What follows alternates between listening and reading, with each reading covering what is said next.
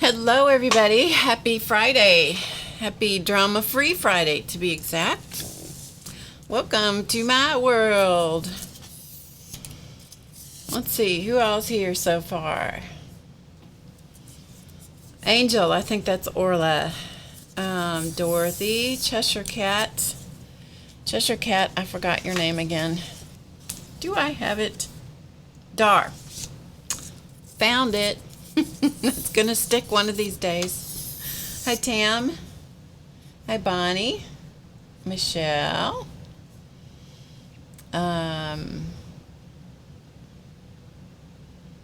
Dorothy got her laptop back. It's all fixed up. Now she just has to put all of her programs back on. Ooh. Hi, Petka. Nice to see you. Haven't seen you for a while. Hi, Cindy. Ilan. Hello, Vicky. Hi, Tori. Hi, Ina. Sharon. My goodness, we got a great group. Hi, Joyce. Moonrose Joyce is here. Moonrose Joyce is in the house. Good to see you guys. I'm so glad you're here. I hope you have something to drink and, you're ready to rock. Hi, Maria. New to the channel from UK. Welcome, Maria. Glad you found us. So glad you're all here. I hope you're having a good day. Hi, Yvonne. Nice to see you. I'm just shaping some long, skinny strips of paper. Hold them where you can see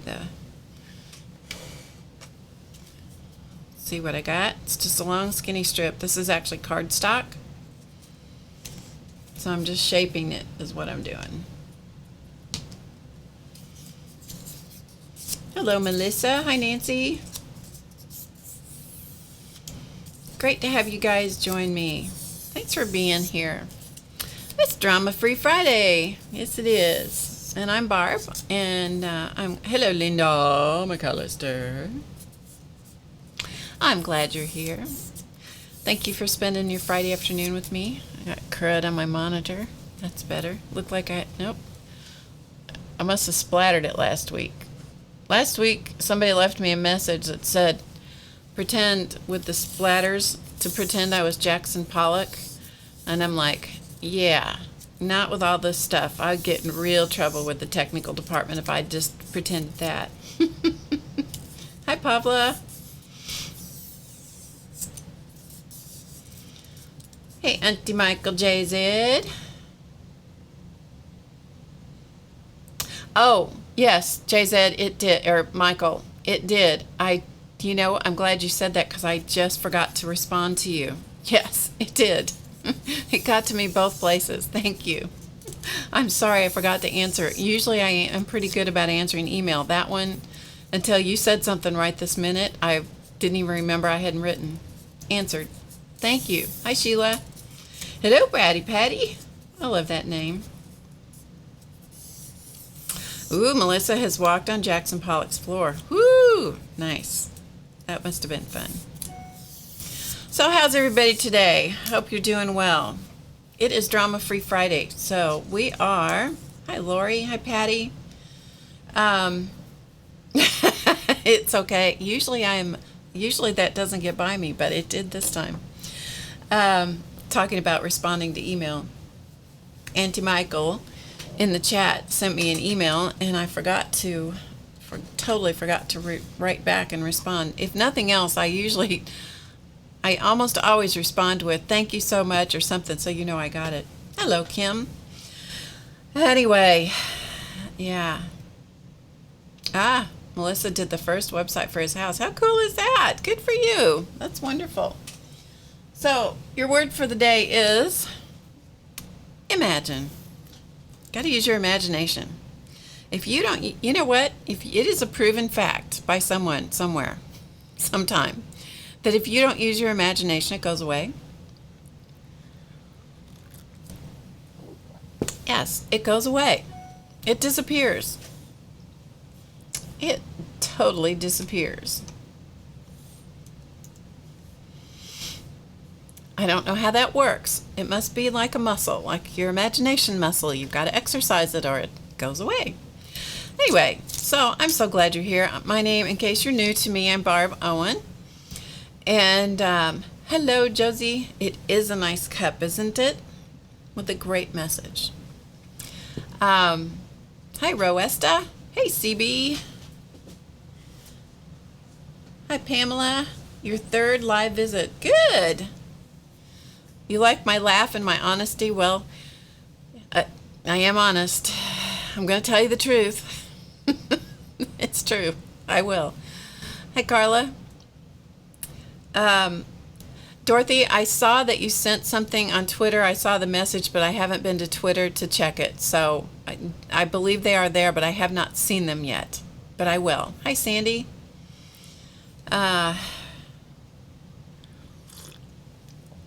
Great, Sandy. Sandy's going to put it on her TV so she can keep on working on her mandalas. Yay!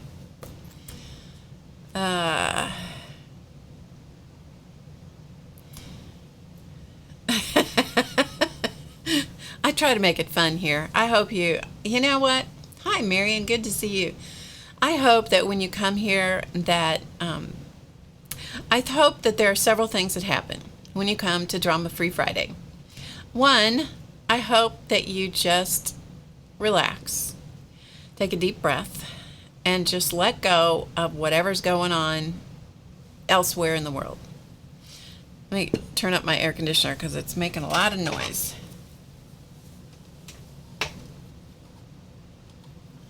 It'll click off here in a minute. So I hope you come and relax. I hope you have a good time. I hope you learn something. And I hope it entices you to want to go over and check out HowToGetCreative.com. To be honest, those are the things I want you to do. So, yeah, whether you join HowToGetCreative.com or not, I at least really would like for you to go over and check it out, see what we do. So,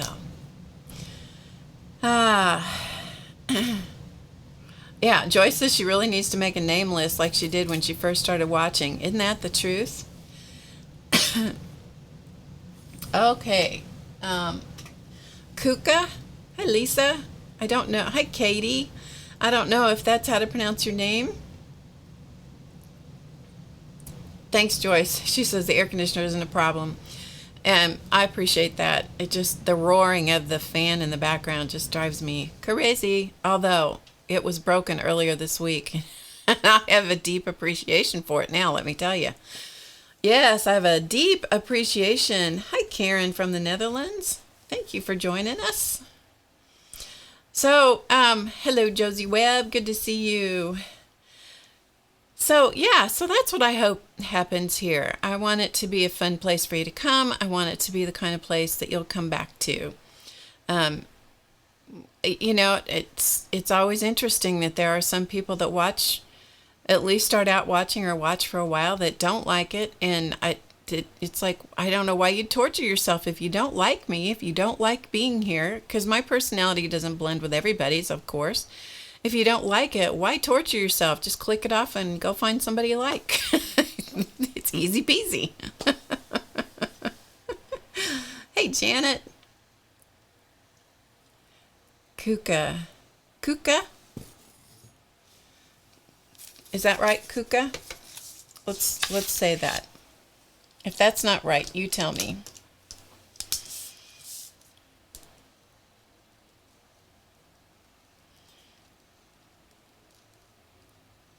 I'm going to write down Kuka in case that's the way it is. If not, I'll try to catch it. Thanks, Josie. So, anyway, I'm so glad you're here. How many times can I say that? Drama Free Friday is one of my favorite days in the whole wide week. And so we're going to play today. Today is just going to be fun. We're just going to play. Hello, Jane. Is Jane here? Did I miss Jane? Here she is. Hey, Jane.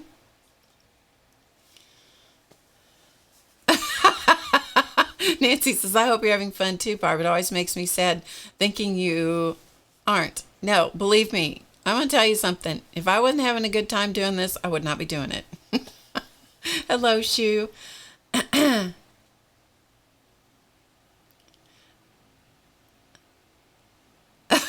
Okay. So yeah, no, I'm too old and I've lived too long and had too much stress in the past to do stuff I don't like to do. So I don't do it anymore. Hello, Gail. So cheers, everybody. Today I'm drinking throat coat tea so that maybe I will not do the throat clearing thing, which I'm going to tell you. If you're in a conversation with people, a talking conversation, both people are talking or multiple people are talking, so your voice gets a rest during the conversation. When you're streaming or recording classes, your voice never gets a rest because it's just a constant outpouring of verbosity. So that's when my voice starts getting a little tired and I start getting a little froggy and blah, blah, blah, blah, blah. So anyway, I'm trying to drink some throat coat tea to see if we can stop the business. Then there's no guarantee. That's right, Marion. She says life is too short to do anything that makes you unhappy. I agree. And I've had my share of having to do stuff that made me a little unhappy. But anyway, I don't do that anymore.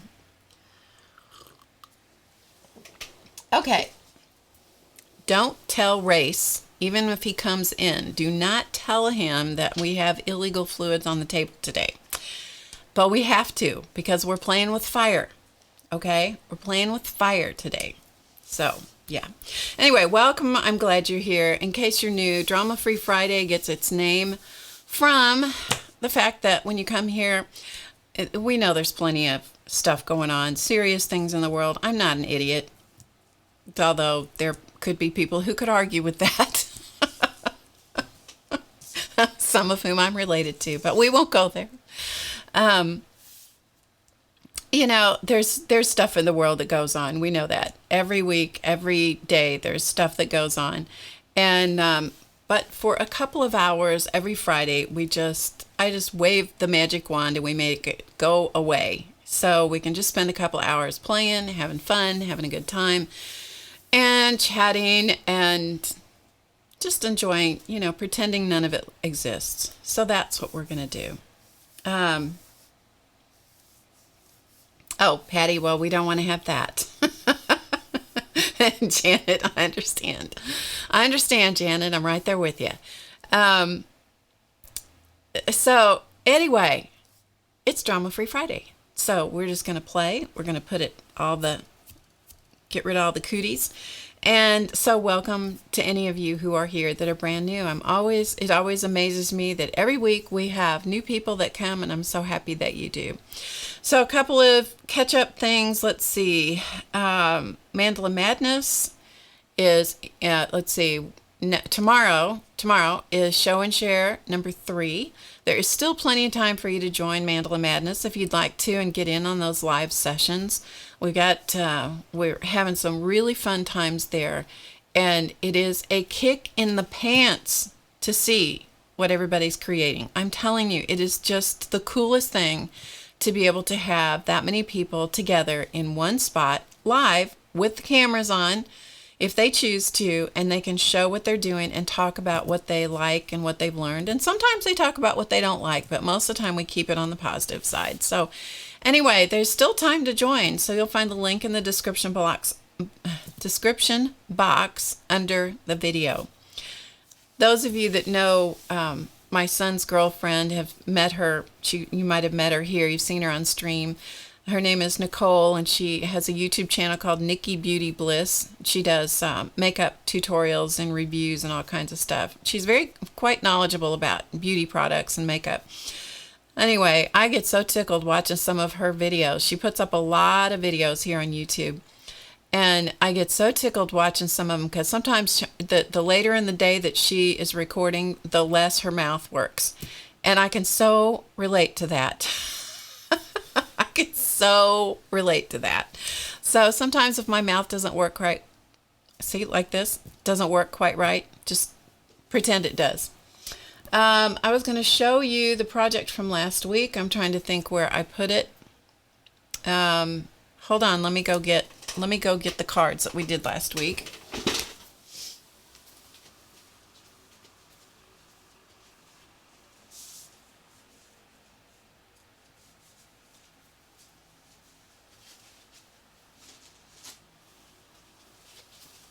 I truly don't know where I put the sheets that we created. They're lost in the. I'm scanning all the places where I set things, but if you were here in the studio, what you see behind me looks organized. The rest of the studio is semi-organized. It's organized in the pile method, piles and baskets, and all the projects are, and sometimes things get on top of other things. Anyway, last week what we did was we used sticker paper, and we used the sticker paper to make sheets of decorated stickers, basically, and then cut it into strips. So in effect, it makes tapes. I need to do, Joyce says, I need to do mouth exercises before a stream. Yes, I'll work that into the schedule.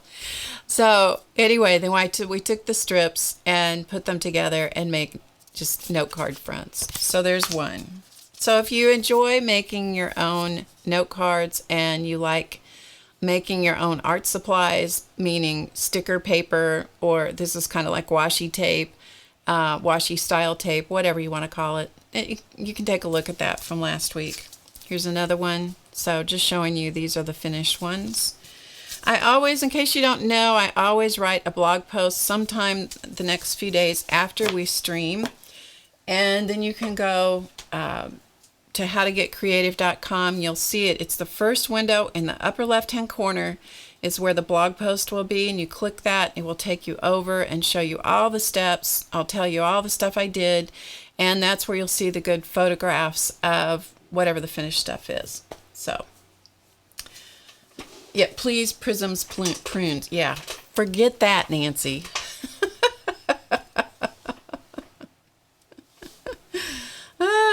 Okay. Melissa has a piling system too. Hey, Emma. Yeah, a lot of people apparently in here have the pile method going on. Mrs. Wickersham. I don't know if that's Mrs. Wickersham. Okay, so that takes care of that. And yeah, today we're going to do sort of a fun old technique. And I hope you guys enjoy doing this. So for some of you, it'll be new. For some of you, it's going to be something we'll be dragging it out of the archives. No, Josie, those are not paste papers. That is using a sticker sheet from Avery. If you watch the stream from last week, it's a sticker sheet from Avery, and I just did all kinds of mixed media stuff on those sheets and cut it into strips. You could do it with paste papers, but the sticker sheet, the advantage to the sticker sheet is it already has the adhesive on the back. So you just peel off the backing and stick it down. Okay, so let's do this. The first thing we got to do is a little bit of preparatory work. So I'm going to show you a couple of things in preparation before we get the fire going. This is just a strip of cardstock along the 11-inch length. So this happens to be 3/4 of an inch here, tapered down to nothing. Okay, that's all that is. And then all I've done is I've been sitting here talking to you guys is curling the paper to kind of train it. Okay, kind of training it to get it started into a curl already. And then I have this is essential for today. This is Aleene's Tacky glue, the original Tacky glue. This is an essential thing for today. So the first thing I'm going to do is I'm going to make a bead or two. I do have some already done, but I'm going to make a couple more just because we can. So this is just craft cardstock. There's nothing magic about this. And a round toothpick. The worst part of this is the starting of the thing.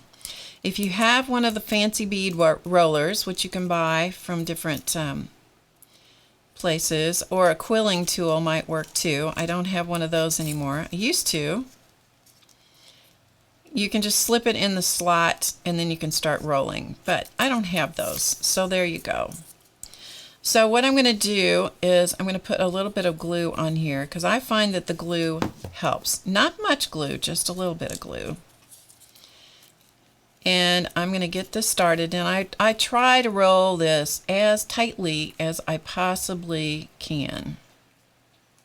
Now, cardstock is a little more challenging to roll because it has more of a mind of its own. All right, now when you start this rolling,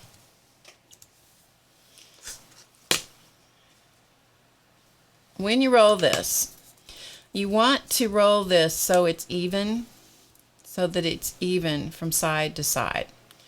Now, everybody does this a different way. I'm just going to get it started, and after I go for a little bit, then I'm going to stop, and I'm going to put a little bit, you got to hang on to it because it does have a mind of its own, so it wants to snap back. I put a little bit of glue on it. That's just what I like to do. One of the reasons that I like to use tacky glue, sorry, I'm going to keep it where you can see it. I use a tacky glue rather than any other glue because it rolls off your hands. Don't let it get away from you. Now, I'm using a toothpick. You can use other things as well, but I'm using a toothpick because that's what I got. In fact, I had to get Claus Man to cough up a toothpick.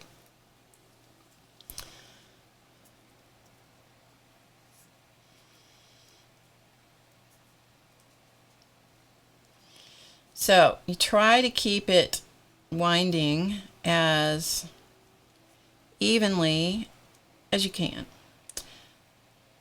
And when you get to the end, if you need to, smear a little bit of the glue that's on your fingers now, because you end up with lots and lots of glue on your hands. So I'm going to just have a rag nearby, and I'm going to roll off the glue onto the rag so that I can kind of control it. And once you hold this for just a minute, the tacky glue will indeed tack up, and you end up with little cardstock, craft colored cardstock beads. Okay? Now, if you're not trying to do them on camera, I generally can do a slightly better job, but hey, I am on camera, so there.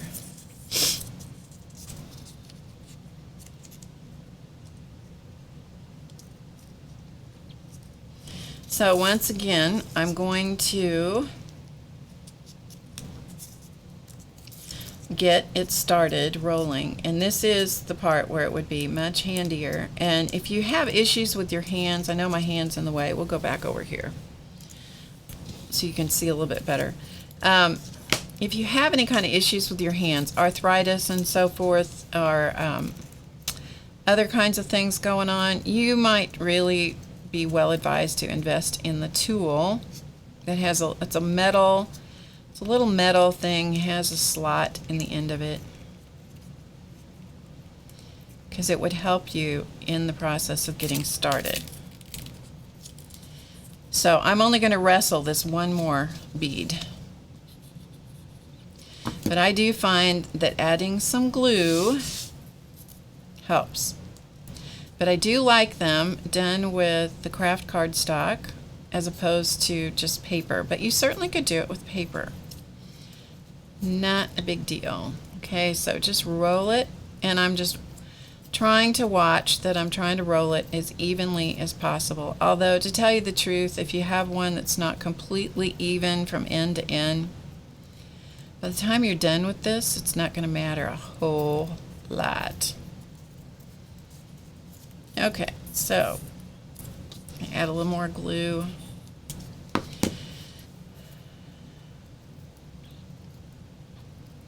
Over at the website at HowToGetCreative.com, the VIP group, we do a special class for them once a month, and we spent one whole class doing nothing but different kinds of rolled beads in fabric and paper and all kinds of stuff.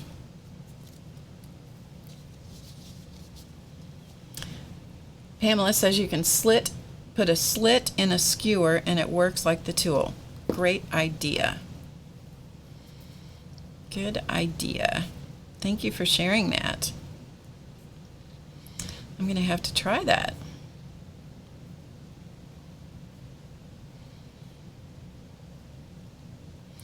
The great thing about tacky glue is it lives up to its name, and it does tack up pretty quickly, which is one of the things that I love about it, along with many other things. And it's not very expensive. That's another thing. So, all right, so there you go. So we now have two little kind of football shaped beads. And of course, the size and shape of these is completely dependent upon the width of the strip that you start with, so how wide this is and how long this is. So you can just play to your heart's content, okay? All right. So that is what we have going on there. So I have several, those two and these two and one more. So we have 5 of these all ready to play with, okay? Okay.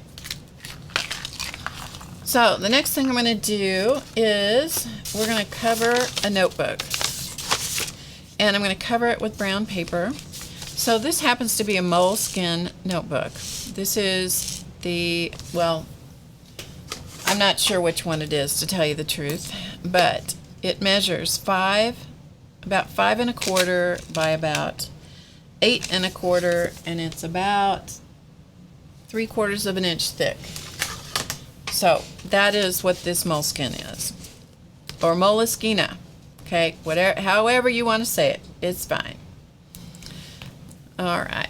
So what I'm going to do now is I'm going to take the tacky glue, and what I have here is a piece of grocery sack, brown paper bag. It doesn't have to be grocery. It can be whatever, wherever you can get brown paper bags.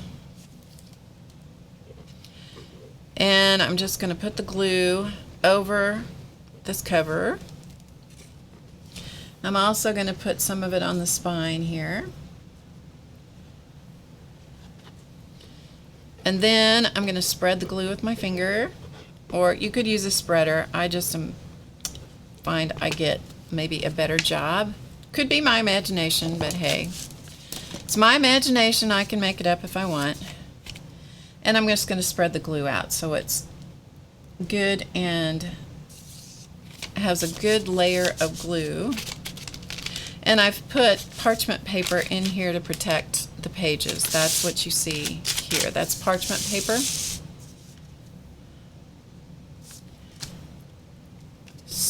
Katie's stealing something. I don't know what she's stealing.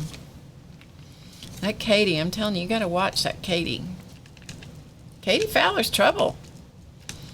Along with Linda McAllister. I think they might be related. I do.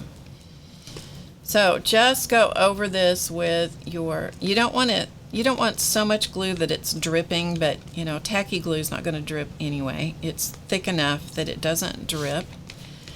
And I just am making sure that it covers every little bit of this cover.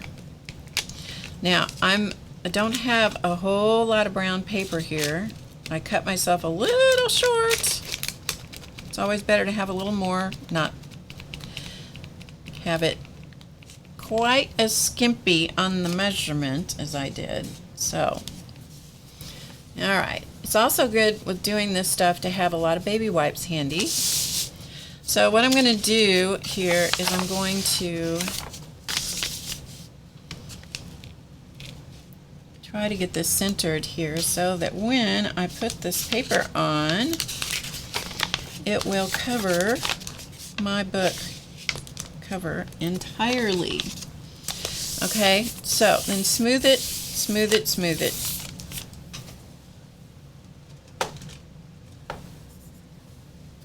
Hey, Becky. And then I'm going to use my some sort of scraping tool. This happens to be a Bondo scraper. Now, I'm not going to worry if it gets wrinkles in it. I'm trying to make it kind of smooth, but you know, if it gets some wrinkles in it, oh well. Okay, so I've scraped it, burnished it really nicely, started out with a good coat of glue. Good to go. So I'm going to flip it over, do the same thing on the other side. I know, Bondo scrapers are the bomb.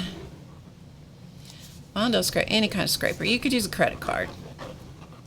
You could use a plastic putty knife from the hardware store too. Those work great. Any kind of scraper thing. These are nice because you get 3 of them in a set, and there's a lot to get a hold of. So that's one of the reasons I like them. So if you have any questions, be sure to put it in all caps in the chat. That doesn't guarantee that I'm going to see it, because once I get going, sometimes it's hard for me to watch the chat. But yeah, put them in all caps. I'm on fire. I'm going to be on fire, Patty. Going to be on fire. The cats got scared. Do you see their messages? They're scared. They're staying behind door number 2 today because, oh, no, door number 1. I forgot. They're behind door number 1. So just use your finger. The glue, as I said, the Aleene's glue will roll right off your skin. There may be other glues out there that do something similar. I don't know. This is the one I always use because it's my favorite. It has been my favorite glue, along with Crafter's Pick, the ultimate glue. Those are 2 of my very favorite glues. But the Crafter's Pick does not roll off your skin like the Aleene's glue will. So that is one of the reasons I use this whenever possible. Alright, so we got that. You want to know what I have in my drink? It is throat coat tea. Do I sound goofy today? It's been a long week. I've already been recording today before we started streaming, so yeah. I've been at it, girls. I've been at it. And guys. Girls and guys. Okay, so.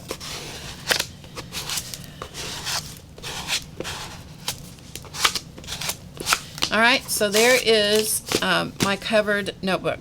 Okay, so now what you do is I take another piece of parchment paper, which is what's inside to protect the pages. So I take another piece of this,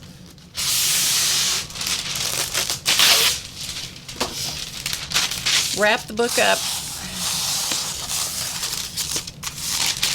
like so. Okay, so I'm just going to show you right here because it's not going to be in the shot here in a minute. Then I put a book on it.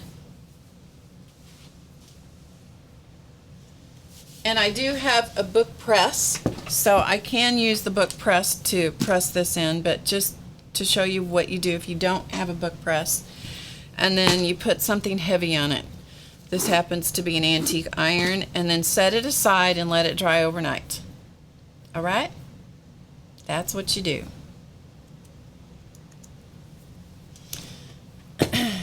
So that's what I'm going to do. I'm just going to set this off out of my way, which means on the floor, and it's going to sit there and it's going to dry. And then it shrinks to be this size.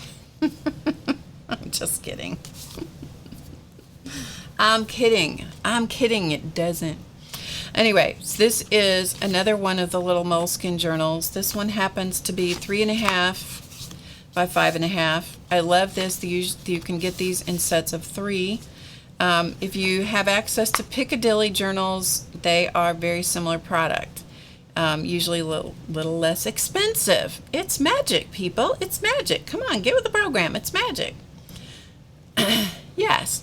Anyway, so what I did is I did exactly what I just showed you, and then I took scissors and I work from the inside of the journal, and I use scissors and I cut, okay, so that I can see the edge. And voila, Bob's your uncle. That's what you got.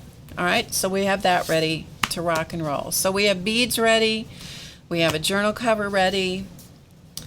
I have some tags that these are ones that were left over from when I did the what is oxide ink, distress oxide inks.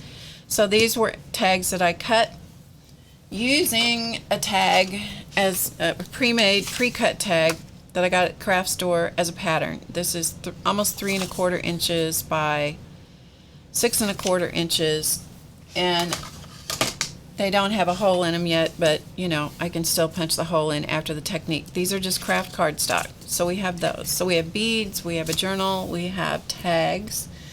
I also die cut some circles. Now you can do this process with various and sundry kinds of dies. Today I'm using the Sizzix circles number 2. Now I looked this up because I was going to get a link for you, and my understanding is that this has been discontinued or retired or whatever fancy language they use now.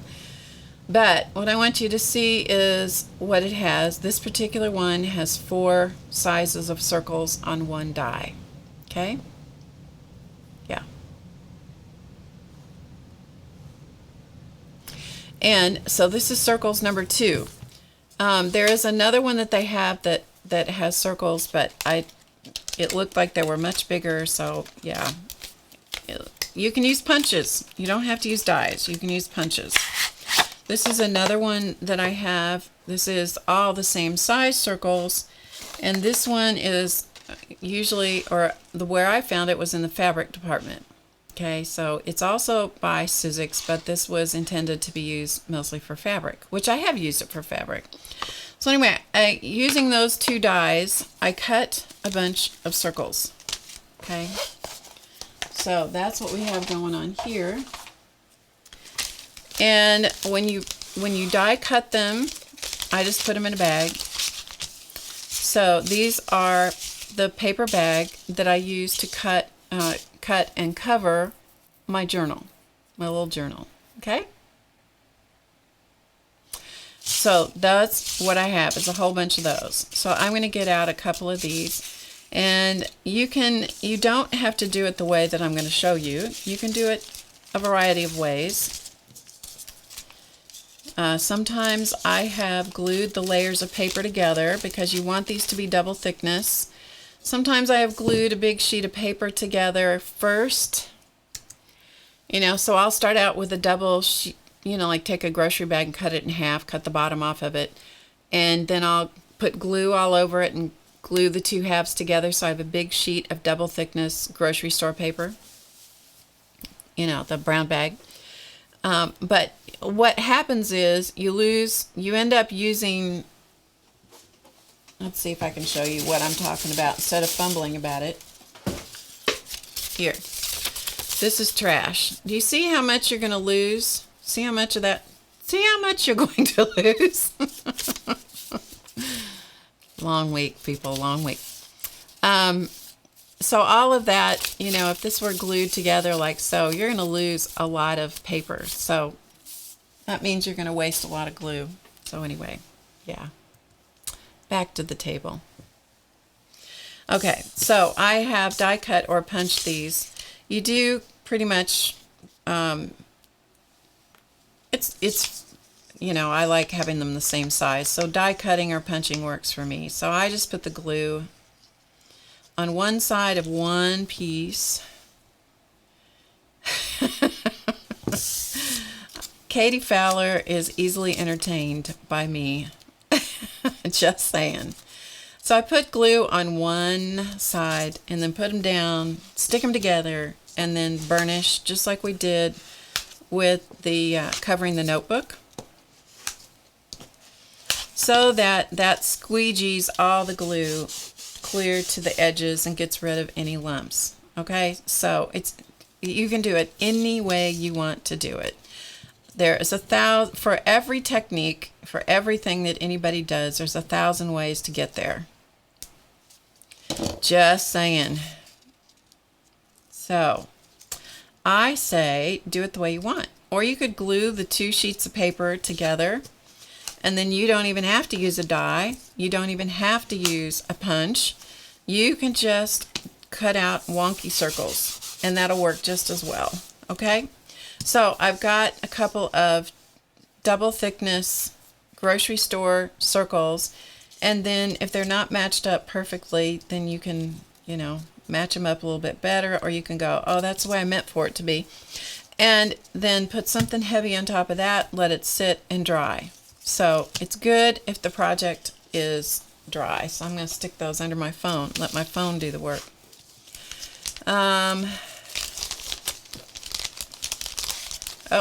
Buffering.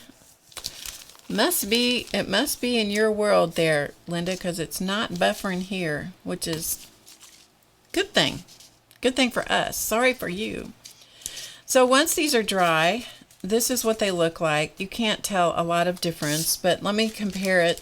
See if I can give a visual to you for a single thickness. Okay, this is a single thickness, so it's pretty pliable. The double thickness is not as pliable, and so it's a little better if it's the double thickness. All right, so that's that. So these are all double thicknesses, so I can keep those out. All right, so we have those. I think we have all our stuff ready. Okay, so let's start playing with a fire. And I know this is going to be a little complicated for you guys, but I got to get a different camera. We're going to use the cat cam. Don't tell them. Do not tell the cats that we're using their camera for something else. They think it's their own private camera. They think it's the sponsor camera. So, whoops. Let me get adjusted here. Try to get everything so you can see what's happening. Okay. All right. So I got my stuff happening. Get out the fire extinguisher. I do have a little container of water, so that is at the ready. I'm going to use, I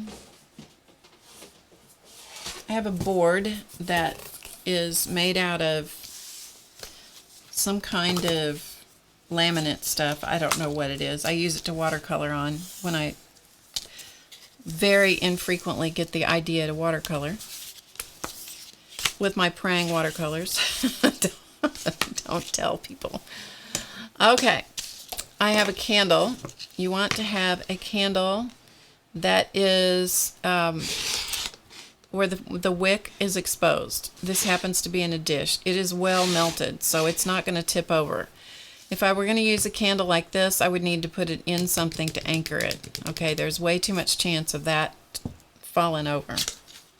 I have something to light the candle with, and then we're going to use glue, and we're going to use tweezers. Yes, tweezers. That's right, the cats can't hear. Cats are deaf when they're behind door number 1. If you don't believe it, listen to how loud they meow when they decide they want out. Yes.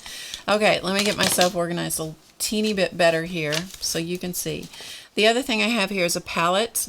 So I have a palette, and I'm going to squirt out a whole bunch of glue onto this palette. Now, you could, if you were doing a great big project, you could put this in a container and you could use a brush. The interesting part about this technique is that Aleene, who was the Aleene of Aleene's Tacky Glue, as I understand it, she discovered doing this, and this is, as I said, old technique. She discovered doing this when she was trying to figure out how flammable tacky glue was. And I think that is a riot, personally, that's how she came up with this. Let me put a piece of paper towel under this, because this is not a non-stick. This isn't a non-stick surface I'm working on, so we're going to protect the surface a little bit. You want to spread the glue all the way to the edge, and you want a thick not necessarily thick, but you want an even coat of glue all the way around. Okay? Like so. Hopefully you can see that. I know the light's not great here, so yeah.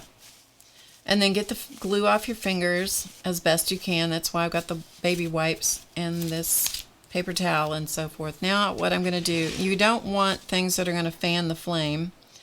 So if you have a fan like I do, it's on the floor. I don't have the overhead fan going. And then light the candle. Okay, light the candle. Now, if you want to, you can use a pair of tweezers to hold this. Honestly, I do it with my fingers. I live dangerously. And now you want to put the wet glue in the flame. By the way, okay, let me say this very clearly, because every time I do this, which has been a while since I've done it, I have to say this. I take no responsibility whatsoever if you catch yourself, your house, your space, your clothes, your hair, or anything else on fire. It's not my fault. It's your responsibility if you decide to do this. Just saying, okay? Okay. Okay, here we go. So you want to turn all of the glue black and sooty. So I do part of it, and you want the glue, and if anything, if the paper catches on fire, blow it out or dunk it in water. That's why you have it.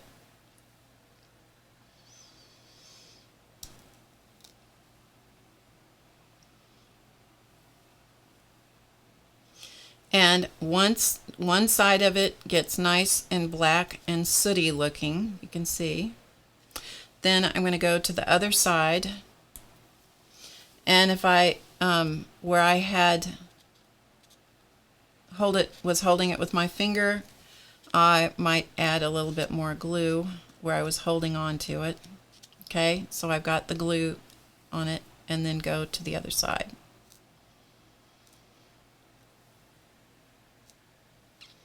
So you're just in the flame, burning the glue. And if you get the glue to slump and blister and stuff, so much the better. That is what makes really cool texture. Now there is a fine line between burning the glue and burning through and catching the paper on fire, so, or cardstock or whatever it is.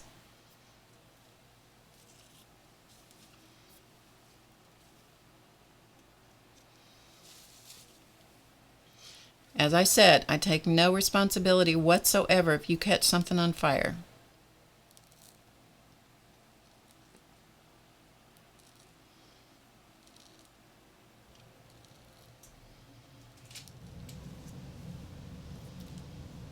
And as you can tell, I'm not interacting with the chat at the moment because I got to pay attention to what I'm doing here.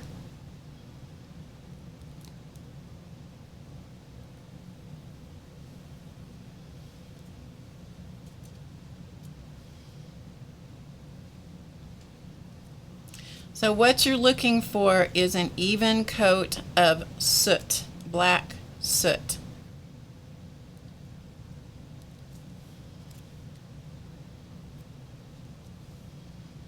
All right, and when it looks pretty black and sootified, then you're done, and you want to set it aside. Okay, so I've set it aside. All right, now I can look at the chat and see if there's any questions.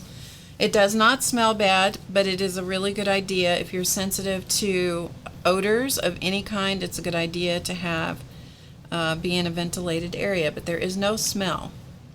It does crackle and sizzle a little bit. Yes, it does. Okay. And you can see, hopefully, how it is, the glue is rolling off my fingers. So it comes off your hands very readily, which is why I use the tacky glue. Okay, let's do another one. Let's do another circle. Okay, so glue all over, This is called the burnt brown bag technique. In case you did not know what this was called, that's what it is, the burnt brown bag. Feel free to use tweezers to do this.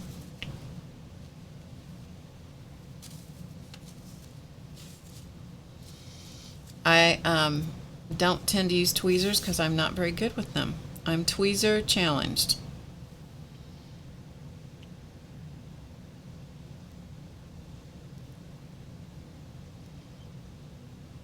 Which makes no sense, but it's true. Now you know. All right, so, and you see me going into the flame, but not just staying there. If I stay there, it's going to catch the thing on fire, okay? So I'm in the flame, out of the flame, in the flame, out of the flame.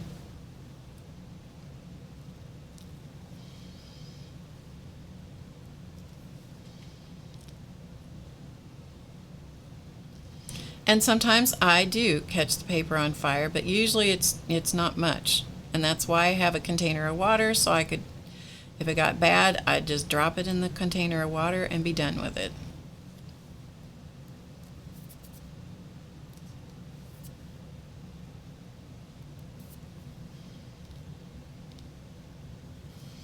Okay, so there's another one. So you can see it goes to a very matte black sooty situation. All right, let's do another one. Let's see, I'm trying to do different sizes here. It's another size, okay. Hey, Jamie. Yeah, burning the glue, Jamie, burning the glue.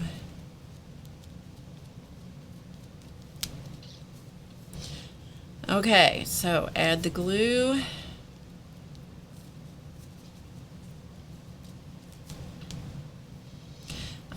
The first ones I did of these, because I'd forgotten how to do it, I did with single thicknesses of paper, and they're okay, but the double thickness is just much better. It's really nice when the glue bubbles up and then it sinks back down. That's what gives you all that great texture. So the more bubbling, I don't know that you can see that, but the more bubbling you get, the better it is.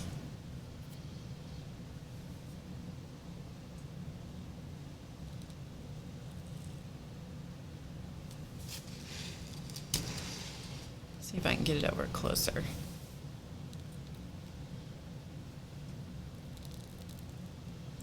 Yeah, I'm not sure that this is something that is hard to show on camera, to show the bubbling and stuff, but it's very cool the way that it works. Okay, so there's another one. All right, then let's go with one little bitty guy. So I've got some little tiny ones. Trying to do different sizes here. Can you achieve the same with the heat gun? No, because you've got to have what makes it work. Well, I won't say that. I will say let me say it this way. I haven't tried it with a heat gun. Maybe somebody has. The thing is that you're trying to accomplish is you're trying to actually burn the glue. The little tiny one calls for tweezers. Perhaps.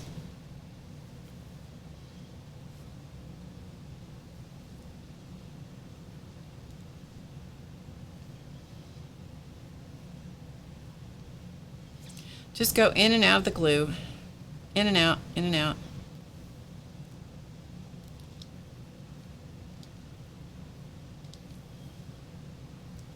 Or in and out of the flame, sorry.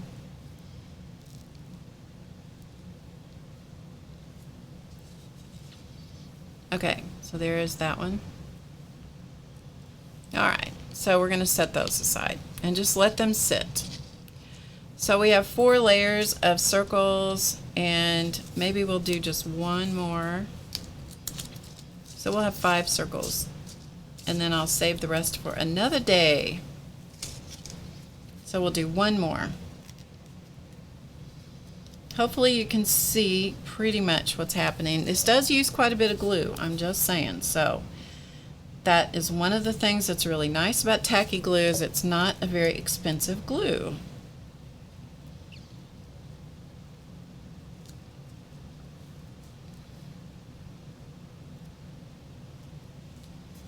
Because you do, for this project, you do use quite a bit. Let me get the glue off my hands.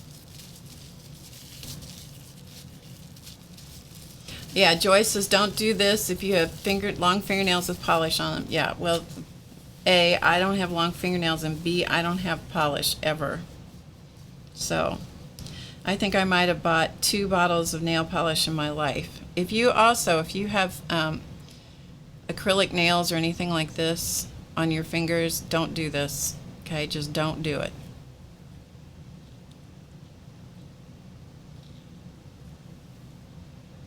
I'm telling you, I seriously mean it when I say I take no responsibility whatsoever if you decide to do this. None.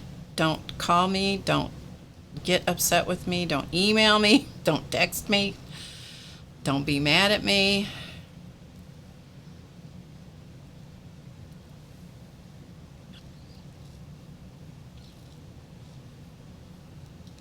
Okay, so we have that one done. Okay, so I have 5 of those finished. Okay, let me clean up my hands just a little bit.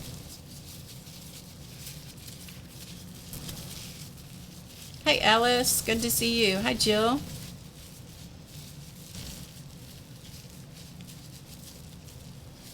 Yeah, Marion says she wore acrylic nails for years and she learned to use tweezers. Yes, ma'am. Absolutely. Absolutely. Okay. So, remember the beads that we did. Let's go to the beads. So, let's do, well, I have 5 of them done. Let's see if we can manage to do all 5. Okay. This is where you're going to have to use tweezers at some point in this process because you cannot physically hold on to this little bitty thing. So, I smear the glue on half of the bead, okay? Like so.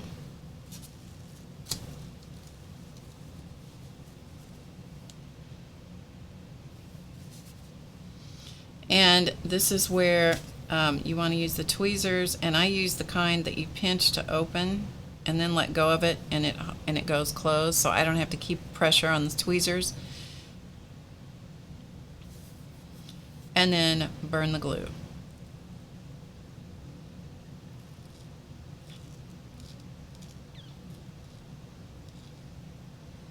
And what you're hoping it will do is bubble up and then sink back down. That's what you're after, okay?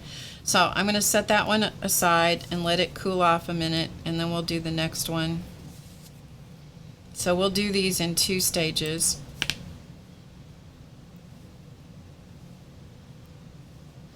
The other thing that this glue does when you're smearing it on the bead is it definitely holds the bead together, so that's a bonus.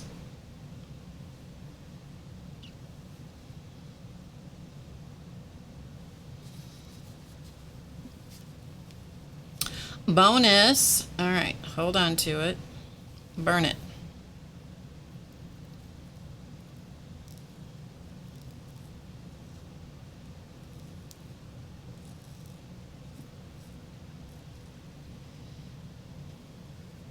All right, once again I'm out of glue, so I got to squirt some more glue on my palette.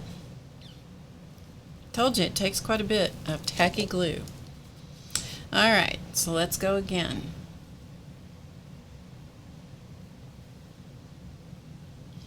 And you don't want to get the glue over the end of the bead. If you do, you want to take something else and get that out, because you don't want to stop up your bead. Then you don't have any way to use it. No bueno. Whoops. And it's also a really good idea if you're not wearing a white shirt when you do this. White shirts and black soot are not a combo made in heaven.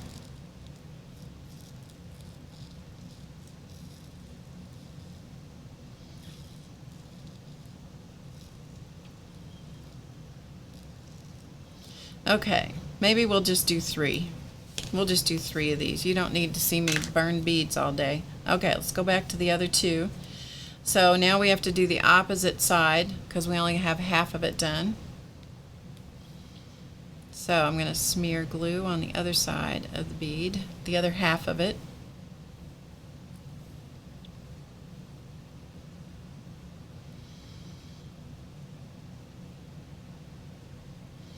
And this is where your fingers start getting full of soot. Now bear in mind that the glue under the surface is not totally dry. So you have to handle them carefully or you will disturb the surface. Because what you really want to do with these, once the burning part is done, once you get this part done, you really want to set the stuff aside and let it dry fully.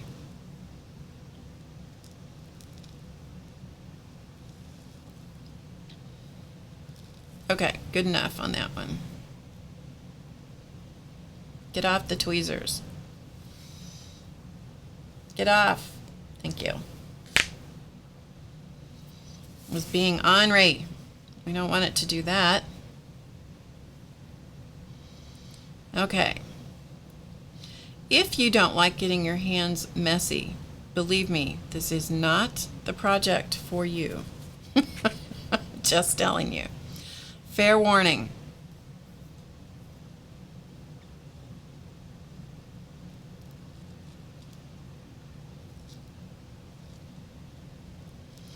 But you can see I'm working in and out of the flame. I don't put it in there and hold it. In and out.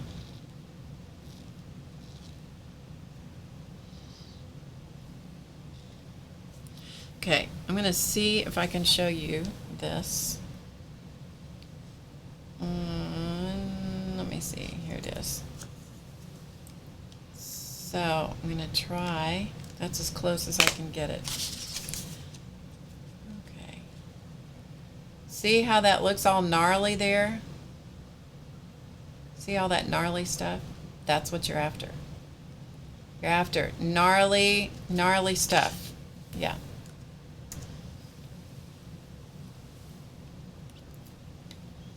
Okay, one more half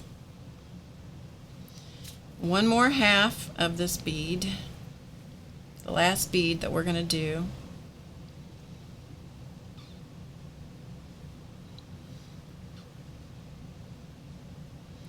Just thought this might be something fun and different that some of you might or might not. If you have done it, maybe you haven't done it for a while and it's good to review. If you have never done it, it's a pretty interesting technique.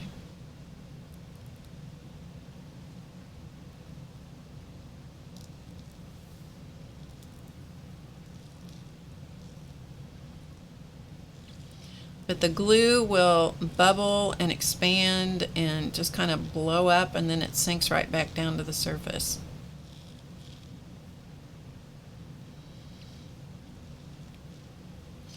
Okay.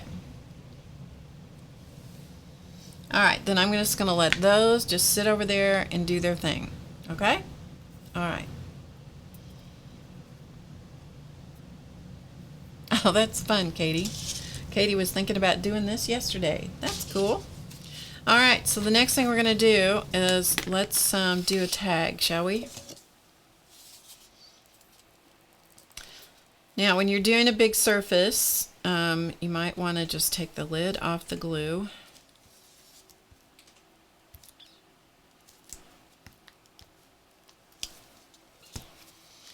And I'm only going to do half at a time, okay?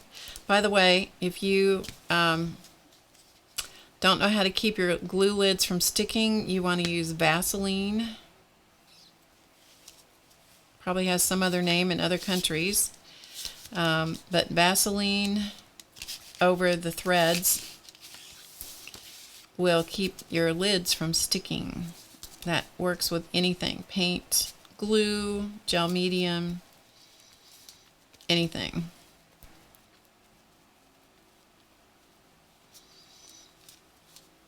Alright, so we're going to do part of this tag, but not all of it.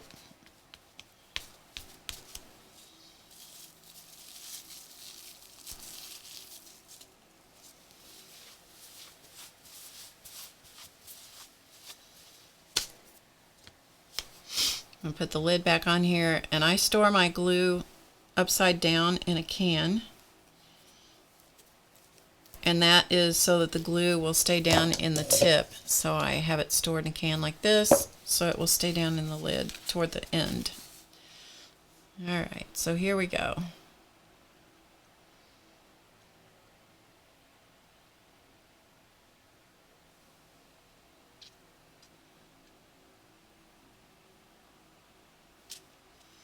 Is everybody holding their breath?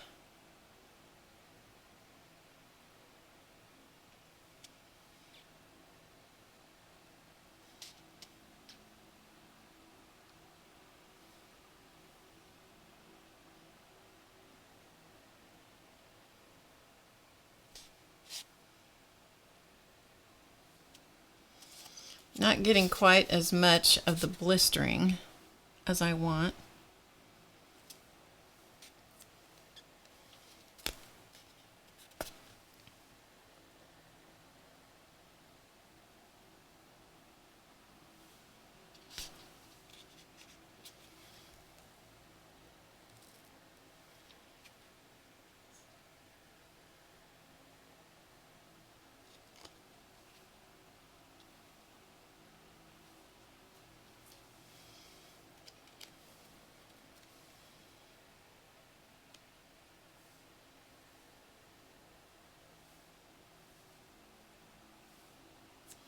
And you have to do it as I'm showing you, which is just do it and look at it, do it, look at it, do it, look at it.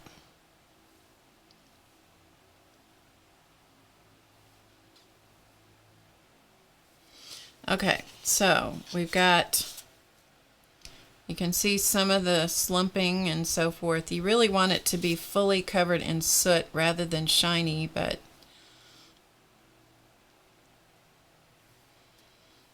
we're probably going to keep going rather than dilly-dally with that all day.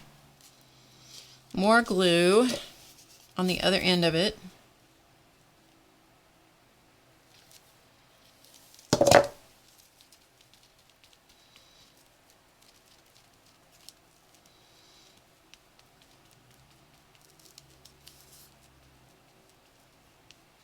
This is not a project to do with children. I'm just telling you, okay? Do not do this with children. This is not a kid project. This is not kid friendly, not even kind of. So, if any kids are watching this, do not do this.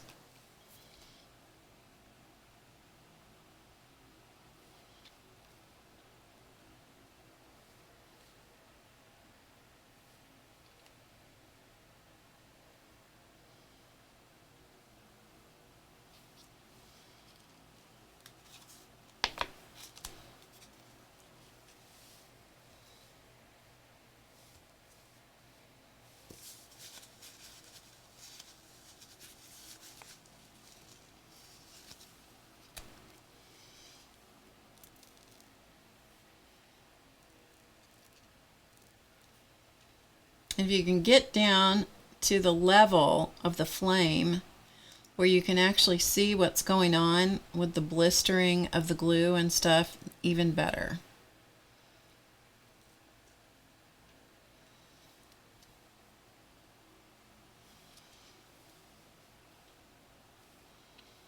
All right, so we're going to call that good, whether it is or not. But you can see it's fully turned black, okay? So there's the tag. Now, the glue underneath that surface is not dry, so you can't get too rough with it. Could this be done in stages? Prep the tags first. Hi, Mary. Meaning, I'm not sure what you mean, Mary. As in prep the tags first. I mean, I cut them first. I'm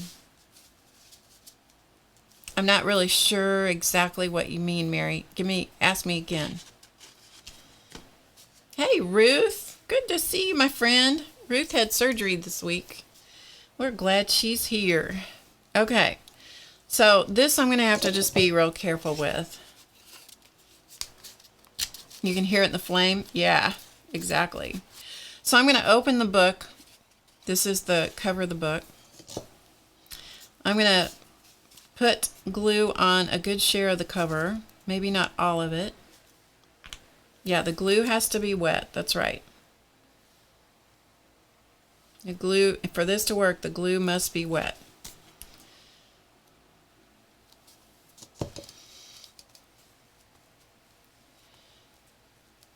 Alright, so I'm just doing the cover. This is the little Moleskine book. Now, if you're doing that bigger one that I glued the paper on, you're not going to be able to do the entire cover at one time because the glue is going to start setting up on you, so you're going to have to do it in stages. But you really want the glue under the paper. If you've glued the paper onto something like I did here, you want that glue under the paper to be fully dry. Okay, so we've got glue on the notebook.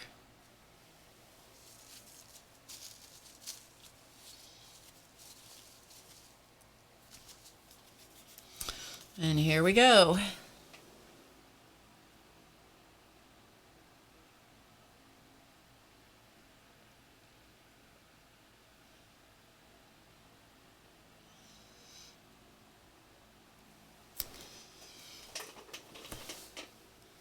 So I am bending down. I don't know if you can see me in the camera or not, but I'm bending down, trying to stay out of the candle wax with the cover.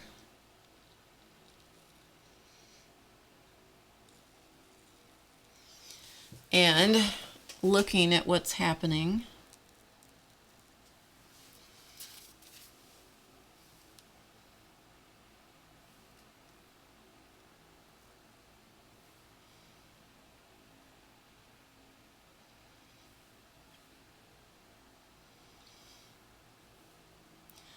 Don't, under any circumstances, have anything to drink before you do this, okay? You know how sometimes a glass of wine is relaxing when you're going to paint or something like that? No. No, no, no, do not do that for this, under any circumstances.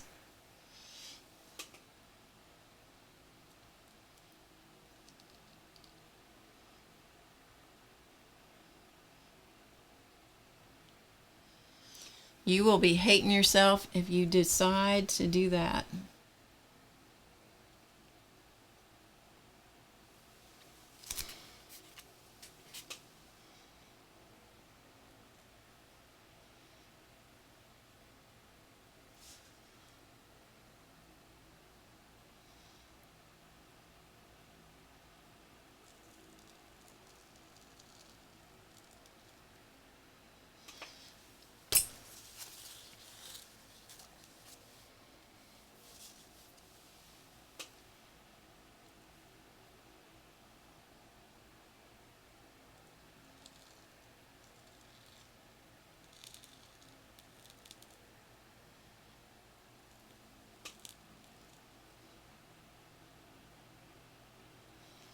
Okay.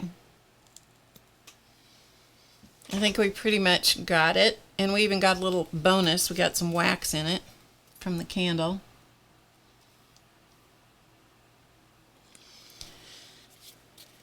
Okay, so I'm going to show this to you.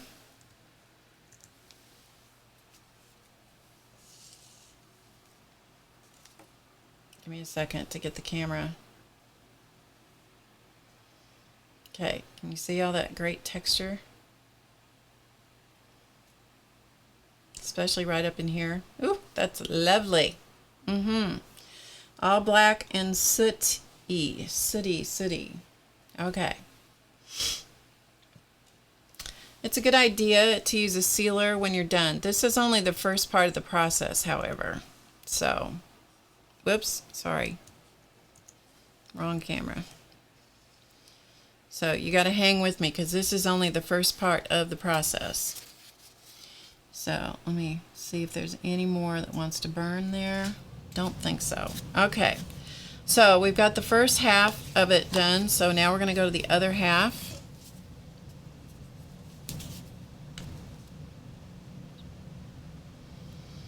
That's right, getting my stretches in, having to bend over and look. So going to the other side of the notebook, of the cover.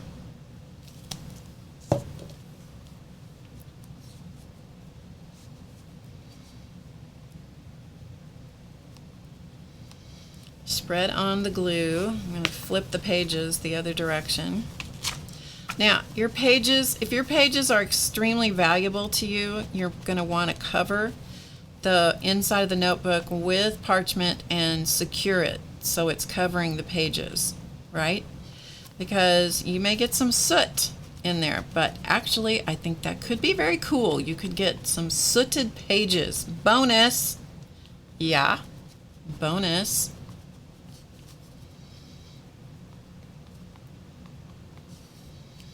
Alright, so I've got the glue on this side, spread around.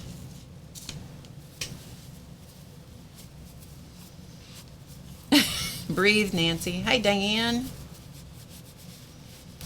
I was curious to see where this is going to go. Everybody's curious. Alright, let's see if we can knock down some of the wax here.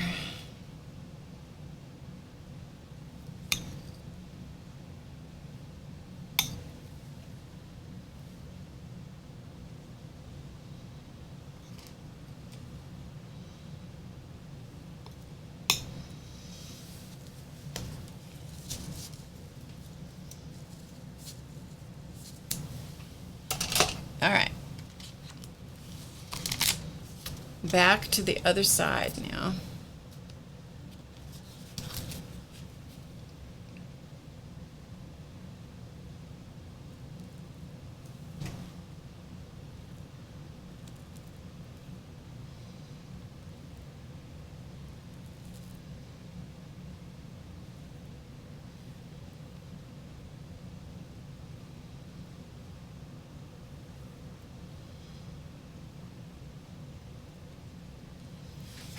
But you've got to be able to get into the open flame of the candle. So you can't use like a candle that's in a votive.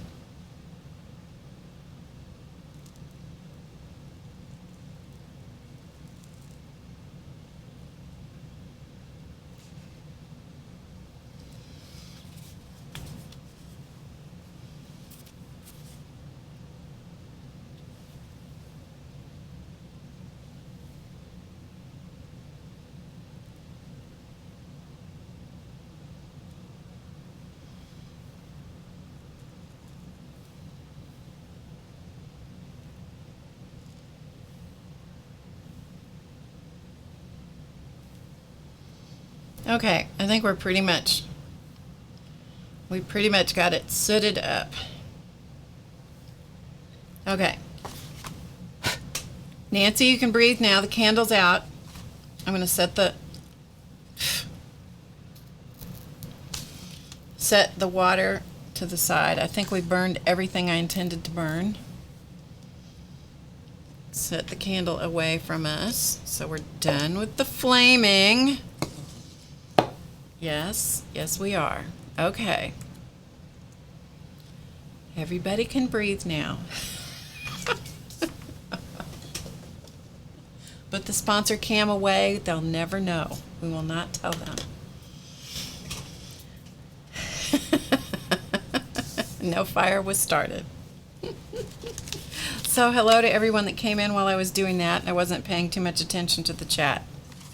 Okay, now in a perfect world, what you are going to do is you're going to set all these things aside and let them sit for several hours, okay? Or overnight's even better, because you want the glue to completely dry from the top. It has to dry from the top down because we've skimmed it over, but we've not dried what's underneath. However, I didn't save any of the ones that I was doing. Smart as I am, I didn't save anything that was fully dried. So we're going to have to punt here, but we're good at that. All right, so what's going to happen now is I'm going to go get rid of my board because I'm done with that. I'm going to go and use my heat gun on these to see if I can speed up the drying of the glue. Okay? Okay. So let's let me go back to another portable cruddy board here.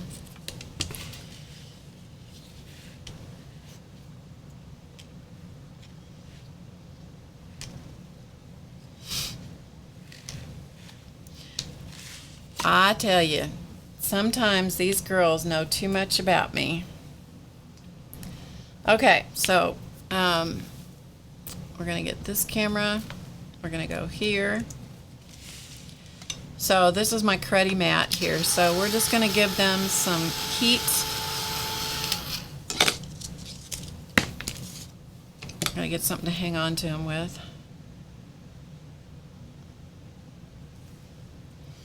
Okay. To see if we can get them dry enough that we can do the next thing.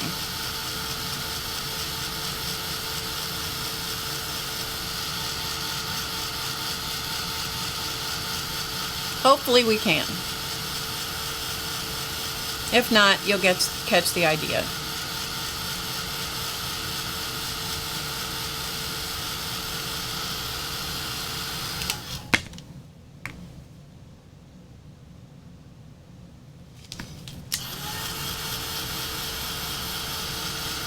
That's right, Patty. They haven't had enough.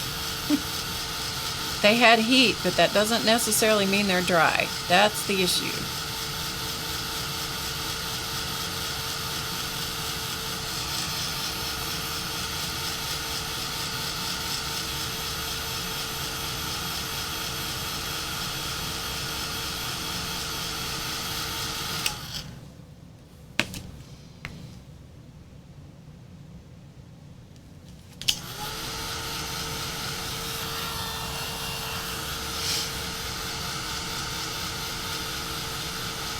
But what we've done now is we've turned the thing, whatever it is, whether it's the bead or the circles or the whatever, we've turned them black. And we've covered them with soot because we burned the glue. But as you can tell, the glue didn't catch fire. And that is when, as they call her, Mama Aleene, the original founder of Aleene's glue products. That's what she was doing when she found this. She was trying to test the flammability of the glue and discovered that it did something really cool.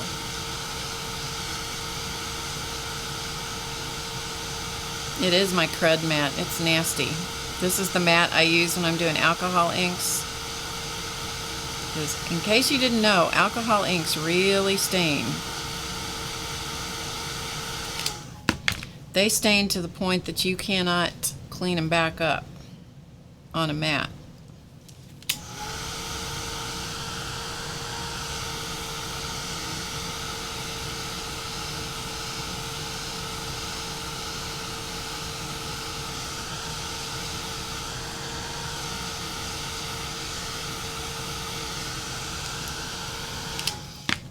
All right, not too much longer. We've got just a couple more.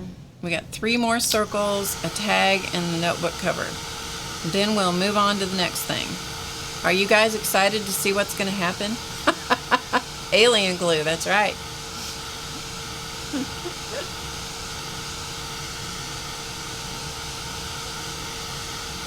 Aleene's alien glue. I have an article in an old issue of, I think it was So News magazine, all about Aleene. Fascinating article about how she started, and she was quite a woman. Quite a woman.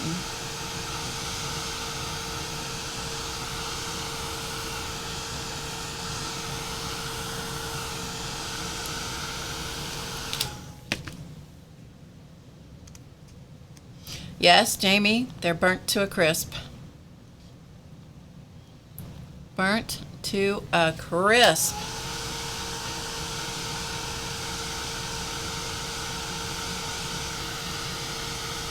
Oh, it is amazing, Mary. Her background was just incredible. If somebody reminds me at the end of the show here, I'll go get it. I think I know where it is. I think I saved it. I hope I did. And I'll read you the highlights if you guys hang around and you want me to do that. Okay, so here we are at the tag. Oh no, this is good drama. This is just fun. This is the fun drama. This is the drum roll kind of drama we got going on here today. This is drum roll drama.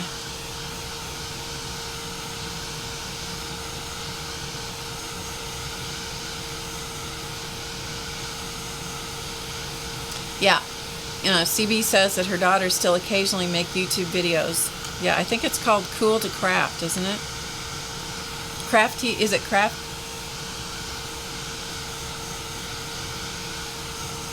Seems like it. I know at one point their channel was Cool to Craft. I don't know what it is now. Okay, this one will be iffy because it's not really dry. Alice says no drama allowed.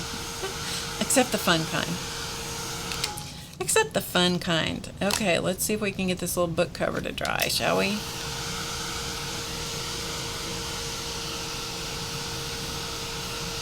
CB says she's not sure. I know at one point it was called Cool to Craft. I don't know if they still put videos on that channel or not.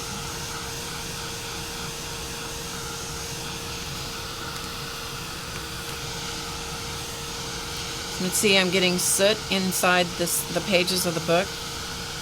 So if you would be better if you don't want to do this to a book that's already got pages in it and writing.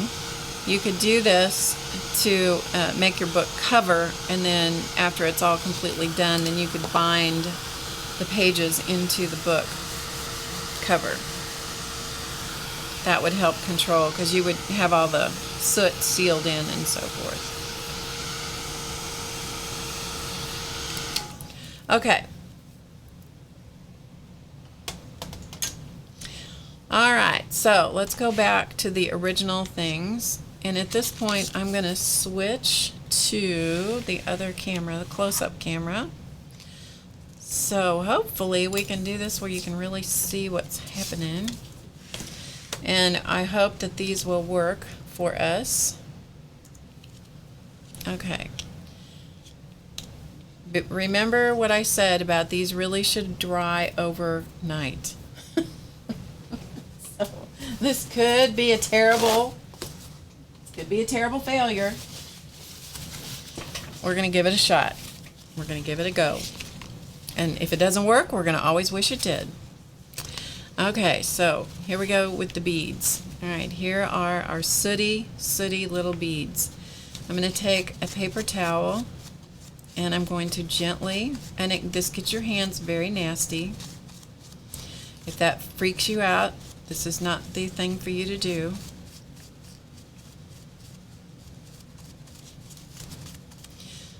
You could use a baby wipe to do this as well.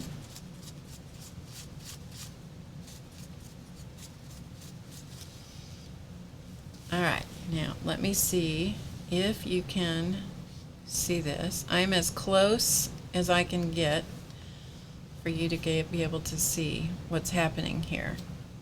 I don't think I can go in any closer. Nope. Okay? Alright, so you can now see all of this texture. Looks like old kind of metal looking, like folds of metal and stuff, like it's all been kind of crunched up. So we're going to set that one aside. We're going to go to the next one. Alright, so I'm just taking the paper towel. And I'm doing this gently because remember I said that the glue was not necessarily fully and completely and utterly dry underneath. Even though we've done everything we could to force it to be dry, it may or may not be dry.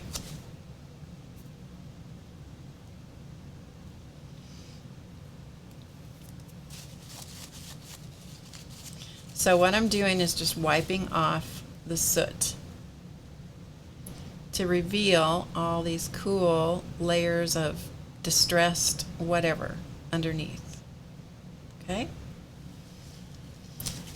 We're not done yet. You gotta, it's like, but wait, there's more.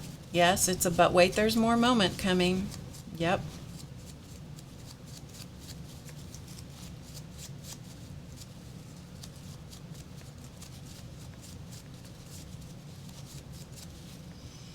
Okay, so here's this one.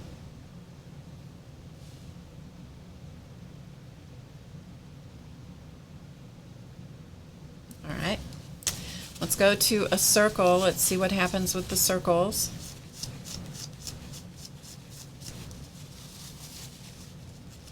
Gently, gently.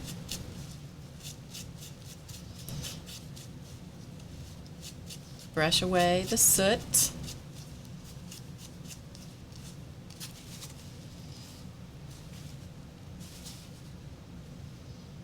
Okay, can you see the texture of the circle?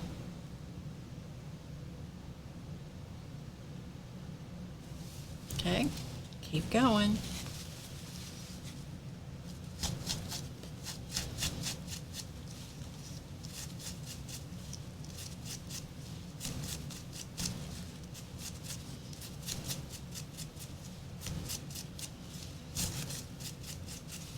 Okay, here's this one. They kind of look like the surface of the moon a little bit. Yeah, they have a leather look. Yeah, they do. And you cannot repeat the process because it's totally dependent on how much glue, how close you've held it into the flame, how the glue has burned.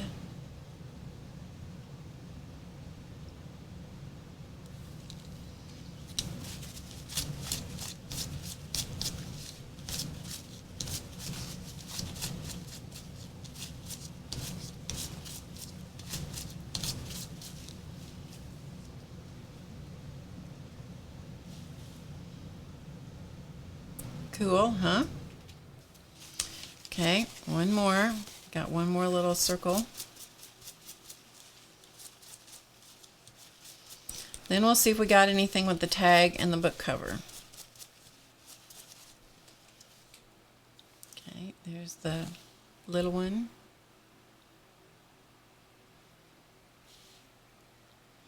The reason I'm tipping it in the light is to try to catch the light on the relief, the surface of it.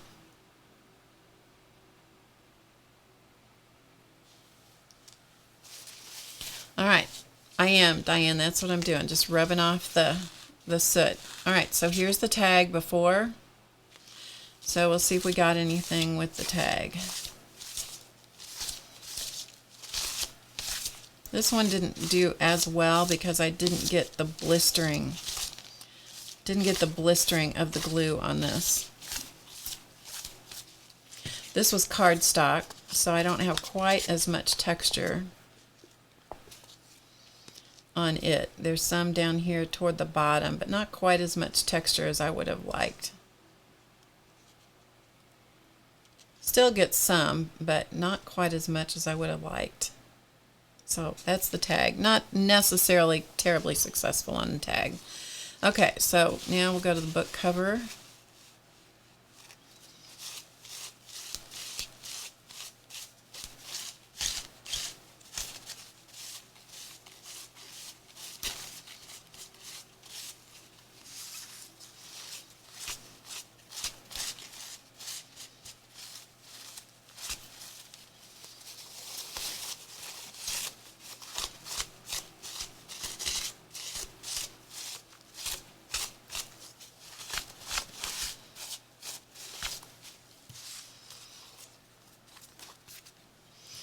Alright, so here's the front of the cover.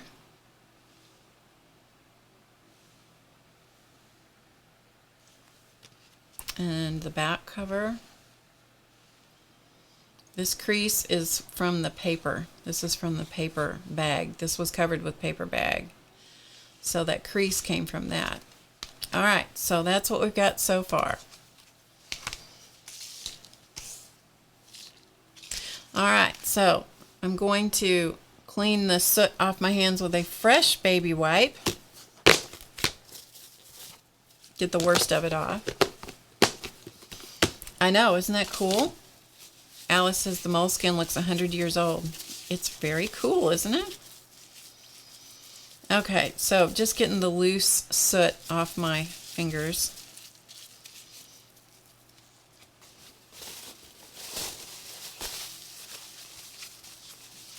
And now you can go to some kind of metallic something. Metallic paints. You can use metallic rubs. That's what I'm going to be using is Inka Golds. You could use, if you have Rub and Buff, you can use that. Whatever you decide you want to use. But that's what we're doing now. All right. Okay, here we go. So, I have an assortment because I have a lot of colors of Inka Gold. And so I'll try to tell you what color I'm going to use as I use it. I've collected these over a long period of time. That's why I have so many of them. Many of them are bone dry. That doesn't stop me from using them. I just squirt a little water in them, put a fresh baby wipe in them, and just keep on using them. So, by a lot of Inka Golds, I mean, like, those are all Inka Golds, okay? Right here. So, that's what you're going to see me using here. Okay. Inka Gold is simply a metallic rub. Alright, so, let's start with the beads. So let's go for copper. I do like Inka Gold a lot. I really do. It's irritating that they dry up like this. This is very dry. I just keep some water on hand. I just squirt some water into it. Let it sit for a little bit. Every so often I put a fresh baby wipe in, which this one needs. The baby wipe helps to keep down any kind of mold that's tempted to grow in there. So if this is a fresh baby wipe, I just fold it up till it fits, and then I put that in there, and that helps. Nothing is that I've found is going to keep it from totally going and drying out. But I squirt it with water. I get a hold of my little bead. Get some of the metallic rub of whatever kind. Could be paint. I've done them with metallic paint. Not much, okay? I got too much right there. Because what you're trying to do is to catch the high points of the edges.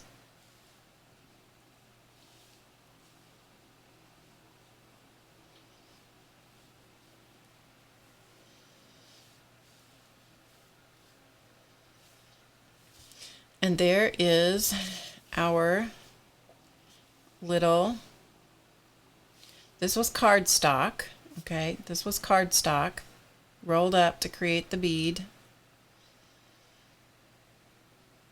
And then burnt glue.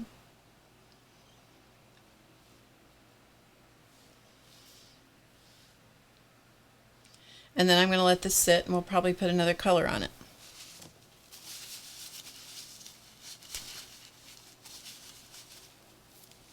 Alright, so let's put a little, since we've got this out, we'll put a little bit more of this one on one of these flower or circles, because I got it out.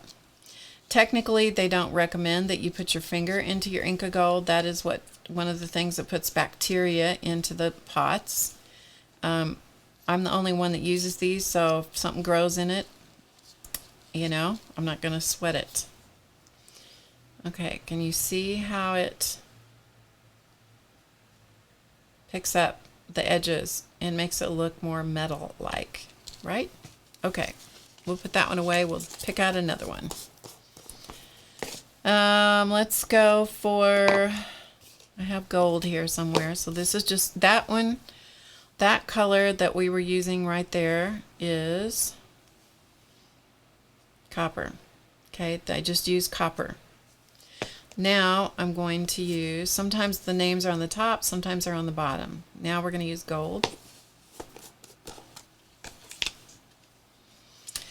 And it's good to, if you really want the colors to stay true, you know, rub the first color, at least the bulk of it, off your hand, off your fingers, before you go into a new one. Okay, so let's go for this one. So I'm going to pick up a little gold.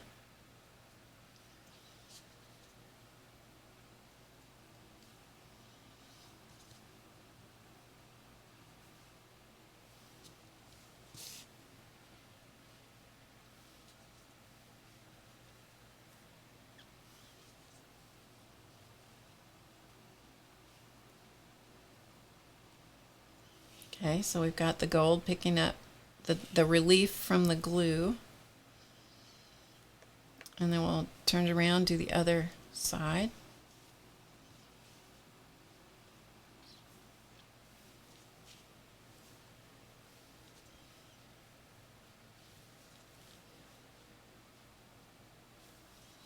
And don't forget the ends of the beads.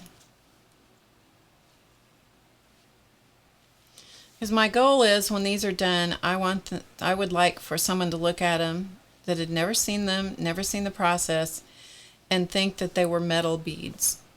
That's what I'd like for somebody to think. Yeah, it's working pretty well. I am being careful with them, though, I have to say. I'm being a little careful with them. Okay, we'll use this little circle and a little bit of gold on this one just because we got it out. Part of what this is going to do is show you what some of the different colors of this Inka Gold looks like. I have heard of people who have Inka Gold, and when they dry out, they get all mad and throw them away, which I understand. You know, they don't like it drying out, but, you know, for me, it still works. Okay, so there's copper, there's gold. Okay, copper and gold. All right, so we'll put that one away. We'll go, and let's see, let's just do silver. That way we've got copper and gold and silver.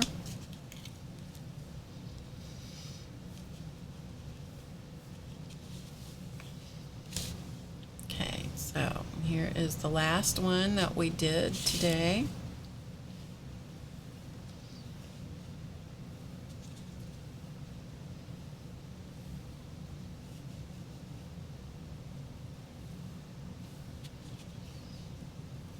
Actually, the drier the Inka Gold is, if it's dry a little bit, you can control it a little bit better than if it's super moist.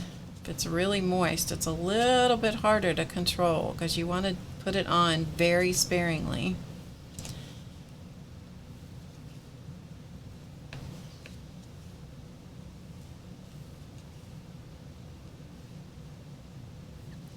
Okay, so there's our silver one. So this looks kind of pewter, kind of like a pewter bead. Okay, so there's that one. So we have silver and gold and copper. Okay, we're going to put those away. I'm going to clean off my fingers again. Baby wipe to the rescue.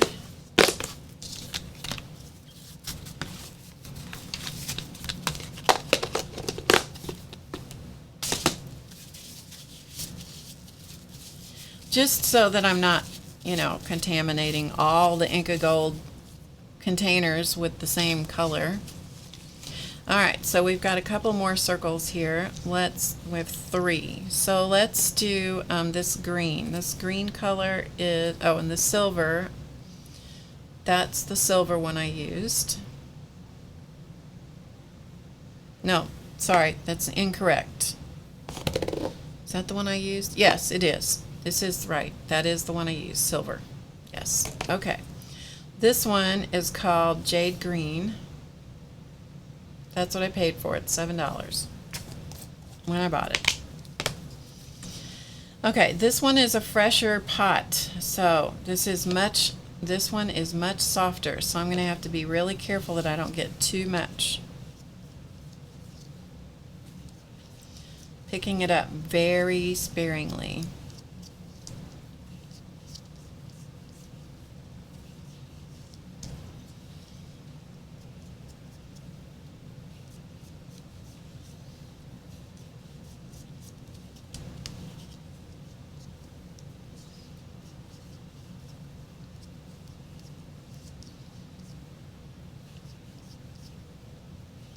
You can also use the Inka Gold as paint.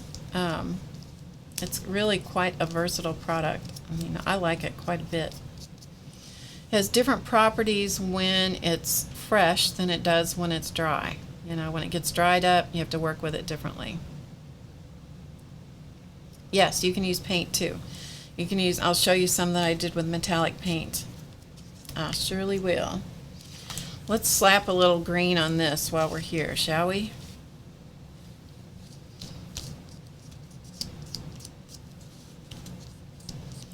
This doesn't have as much texture as I would like by any means, so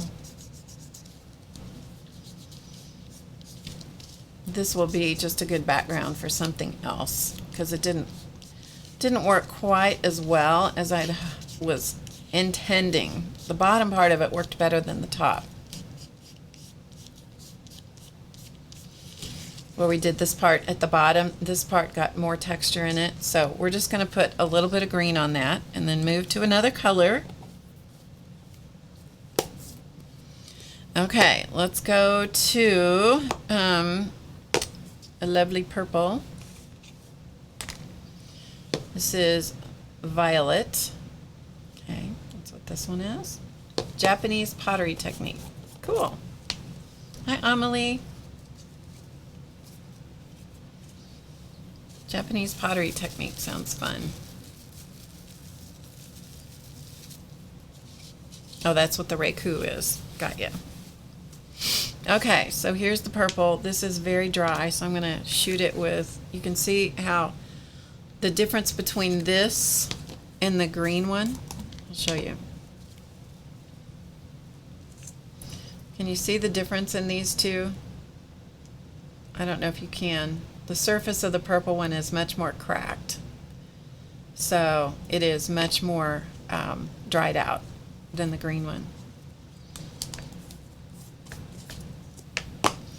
So I'm going to squirt it with some water, let it sit just a second. While I'm doing that, I'm going to get the turquoise out. So this is turquoise.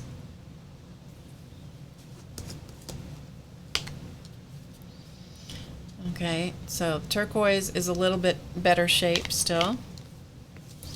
Let's use a little turquoise on this one.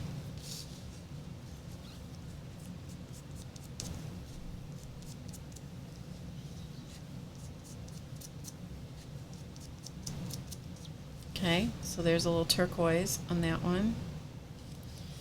And I'm going to use a different finger and put some purple on this one, violet.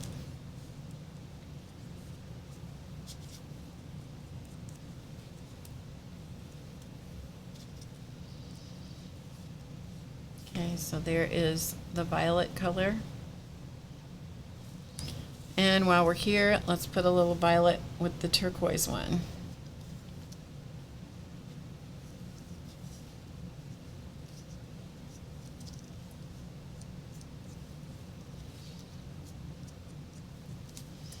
So the colors blend nicely together. You can get some really interesting effects when you do that.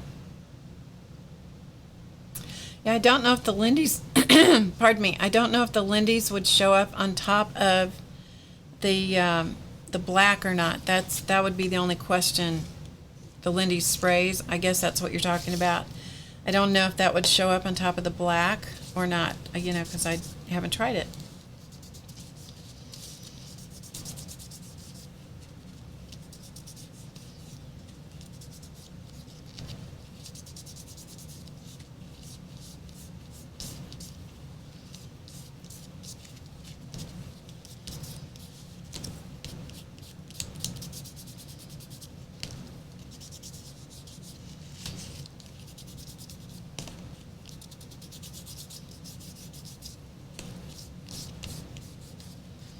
Okay, so I've added a little bit of turquoise to that one,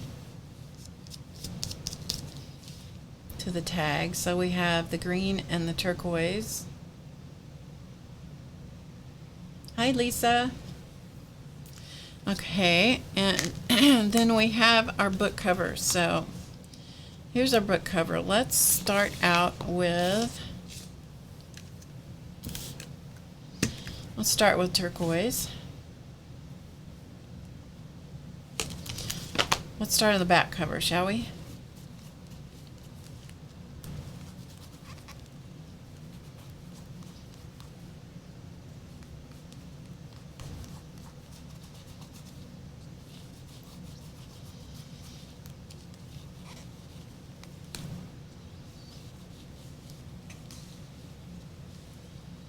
Trying to keep my hand out of the way so you guys can see.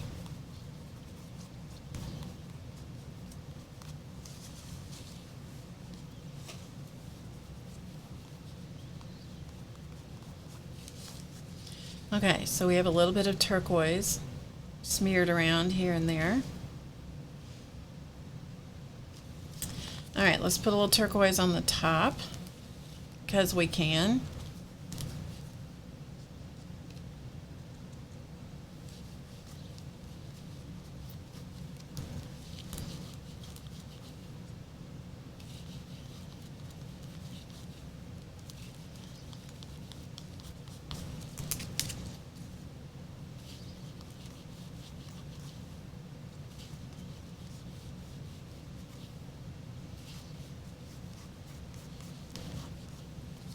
So I've got a little bit of turquoise here and there.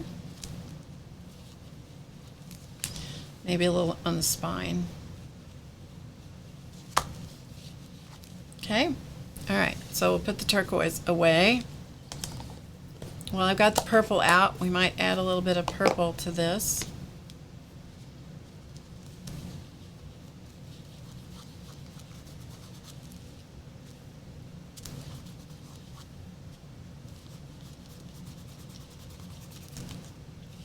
The thing I like about the Inka Golds over any other metallic rub I've ever used is that they don't smell.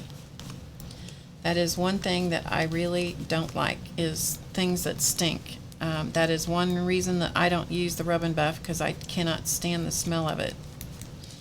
So yeah, that's, you know, we all have our things. Glitter and stink are two of mine. Glitter and stink. Thank you very much, but I can do without those.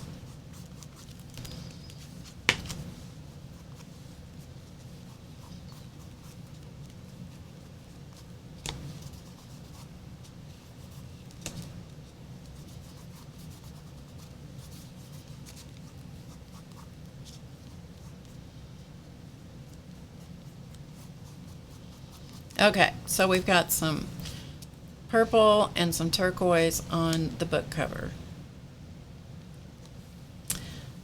When they're fully dry, Ellen, then you can buff them. And I'll show you some pieces that I've buffed. Yeah. Okay, so let's go back to our beads here and let's give them a second color. So to this copper, let's give it a little bit of green. Let's see, what is this? Green yellow. Okay, this is green yellow.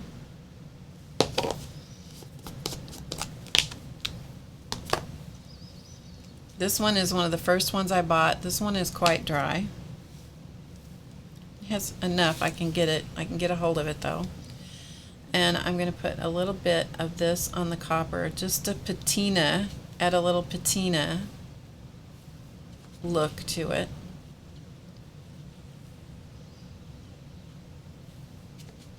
Of course, you could put turquoise on this too. That would give it a nice patina color.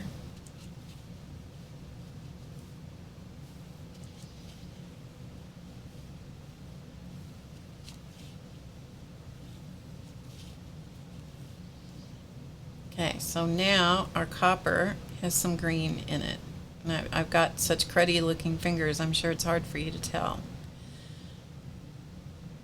So a little copper and a little green.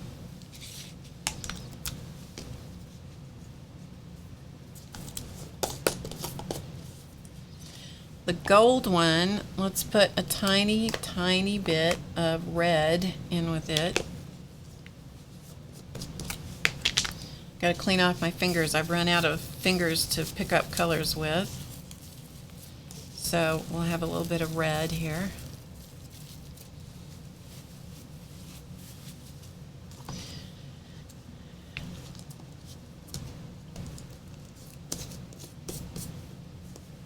There's the color, lava red. Hello, free spirit. Welcome. So tiny, tiny little bit of red, tiny, tiny.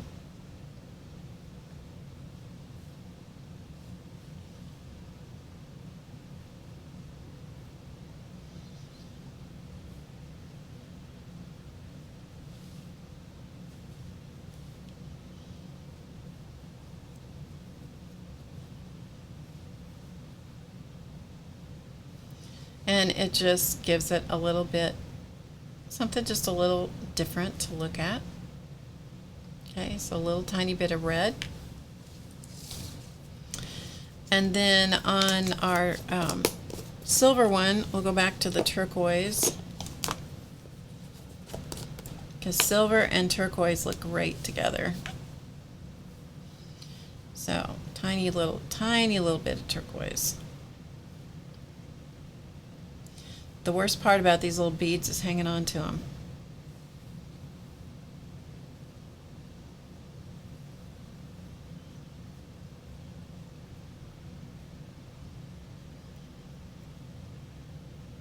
Bye, Carla. Thanks for coming around, hanging out with us.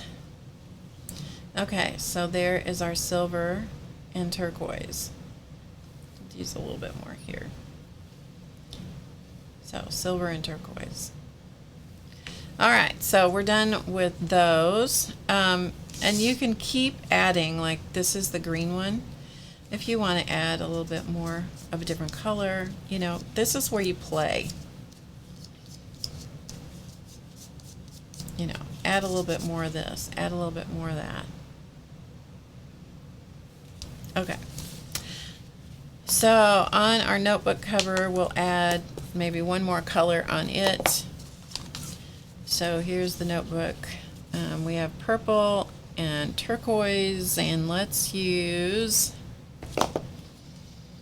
this, how about this blue? This is steel blue. Okay. Yeah, you could use, sure, you could use anything to stick in those beads. I'm just being lazy. But that's a good idea, Alice, absolutely. You can, when you're working with metallic things, you kind of have to tip it in the light so you can kind of see what's going on. I'm working against a reflection here, so I'm having a hard time seeing what it's doing. But you can just play to your heart's content. Play with color. Play with the paint or the rubs or the whatever you want to use. You can leave as much of the black background as you want. Okay, so there we've added a little bit more. But everything you put on here picks up a little bit more of the texture.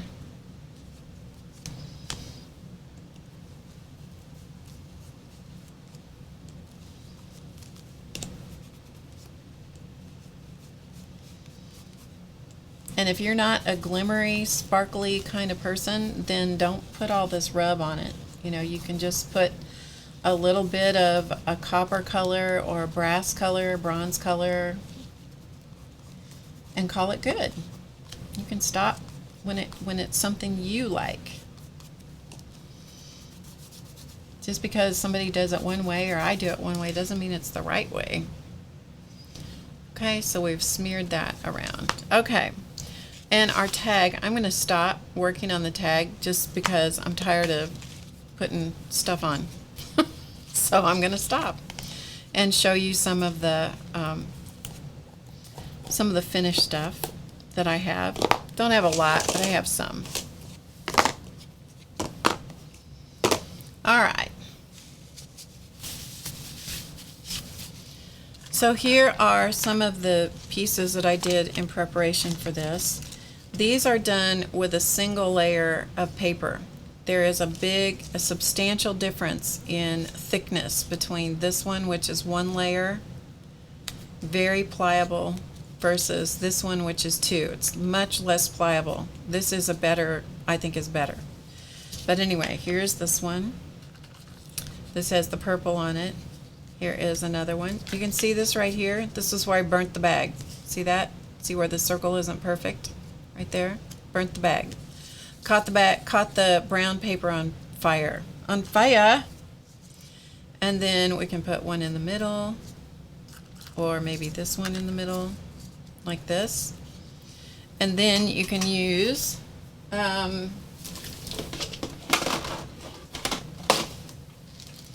you can get, if you have decorative brads, you can use a decorative brad or a plain brad or a brad pit. Take your pick. I'm just looking here.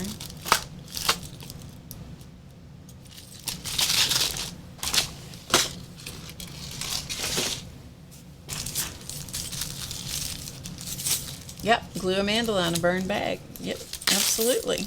You betcha. You bet ya. Okay, so let's say that we have a little brad here.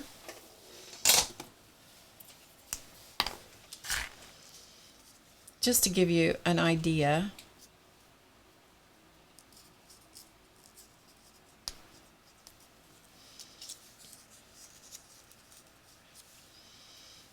Get here where you can see, hopefully.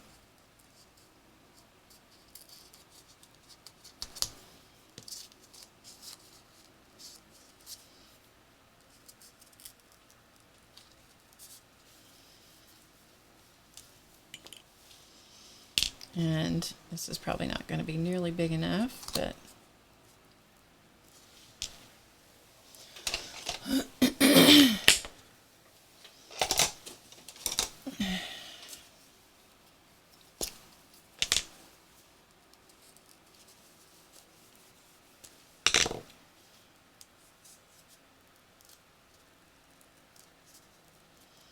okay, come on.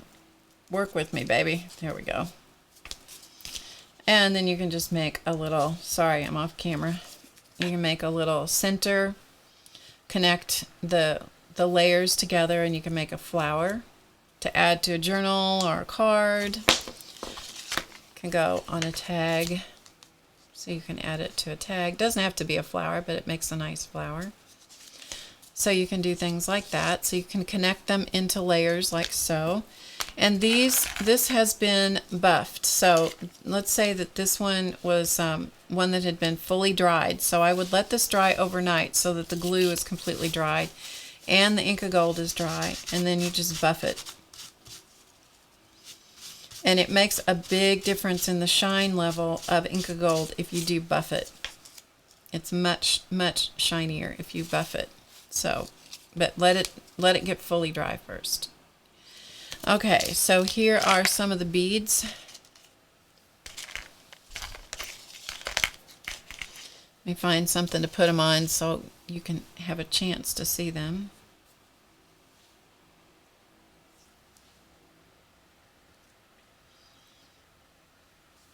Okay, so there are beads that I did exactly the same way we did them today, with multiple colors, done exactly the same way.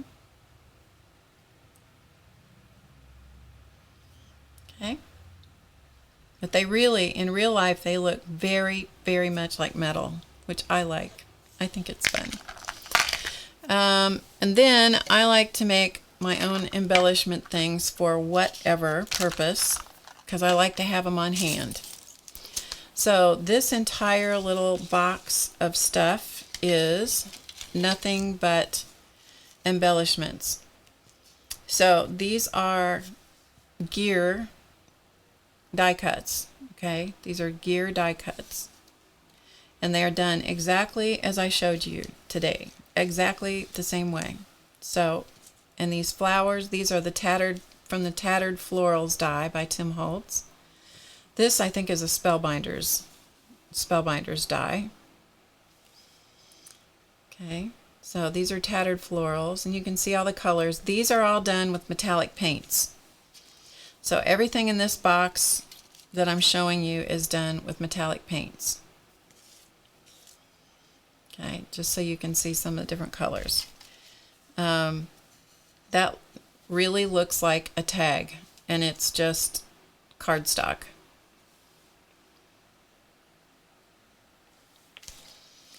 These are the tattered leaves. Okay, tattered leaves. The reason the stem isn't burnt here is because that's where I was holding on to it when I was burning the glue. Let's see. Here's another one of the leaves, tattered leaves. Here's another one. So depending on what colors you smear on them, they take on different looks. I cut them before. Everything was cut before I did the glue and the burning. There's that one. Here's another little tag, so you can see what how the tags can come out with all the texture. See all that texture? So that's a tag. Here's another little bitty tag. That's a Tim Holtz die that has this tag, and this one, I believe.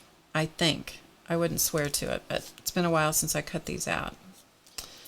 There's another one of the little gears. Here's one that's had nothing done to it. Okay, so I don't even know if I've taken the soot off of this one. Let's see. No, soot hadn't even been rubbed off this one.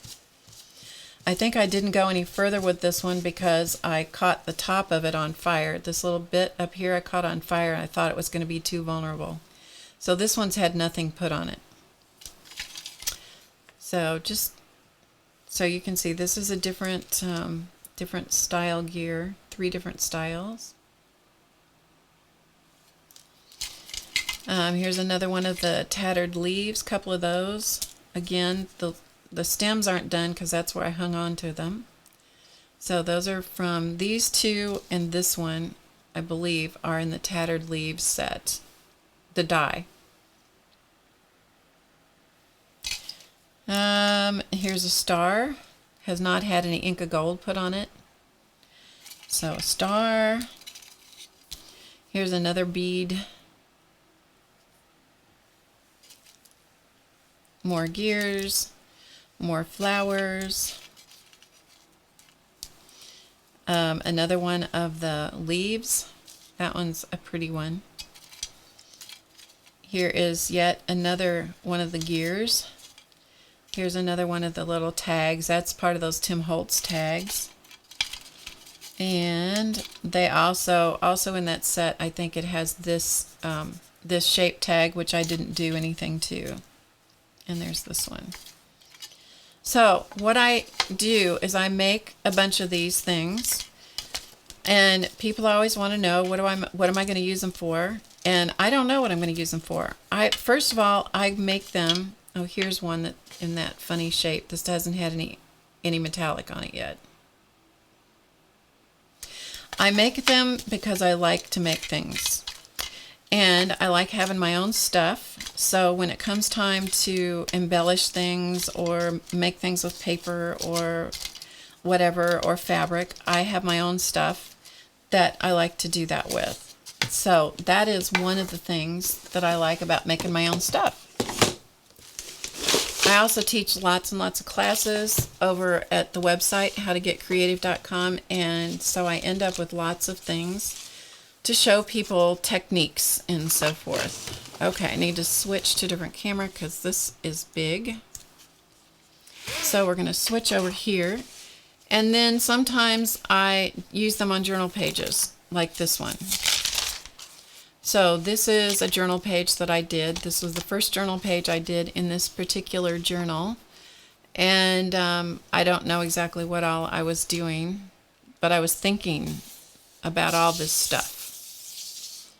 And so the gears went inside my head because that's a lot of what happens in my brain. Bye, Melissa. Thanks for being here. My brain gear, the gears run all the time. So I interlocked all the gears as I glued them into the journal page. So that's another example of where I use them. Okay, and that is the end of that. So that's taking a technique that we dug out of the archives, literally dug out of the archives. It's not my original technique. I just put my own spin on it. And yeah, that's what we did. So I need to let the sponsors out. Did you guys want to hear that? Do you want me to get that article about Aleene if I can find it? I have a shiny brain, that's right. If you do, I'll go see if I can find it. Good, Tori, I'm glad you enjoyed it. All right. Yes? Okay. All right. Let me make some space for the sponsors because they're going to think they have to get up here. Don't you know? So I have some new things to add to my collection of embellishments. Thanks, Mary. Thanks, everybody. Okay, let me get the sponsors. So hang on.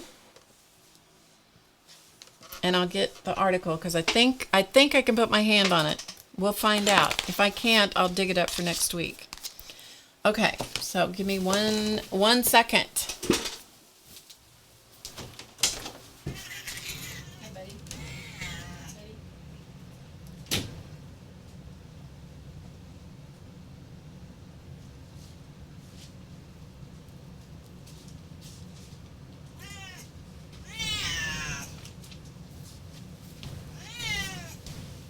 Yeah, I found it. Okay. Now I just have to figure out what page it's on. What are you doing? Are you talking to me? Are you fussing? Are you fussing because you want up here? Here it is. I'm so impressed that I knew where it was. I almost got rid of this magazine. I just couldn't bring myself to do it. This is from 1991, September of 1991. You gonna come up here? Well, come here. You're gonna have to get up here so you'll quit talking. Okay, I'll hold the sponsor while I tell you the highlights. Here's, I'll show you the picture. So there's the picture of Aleene.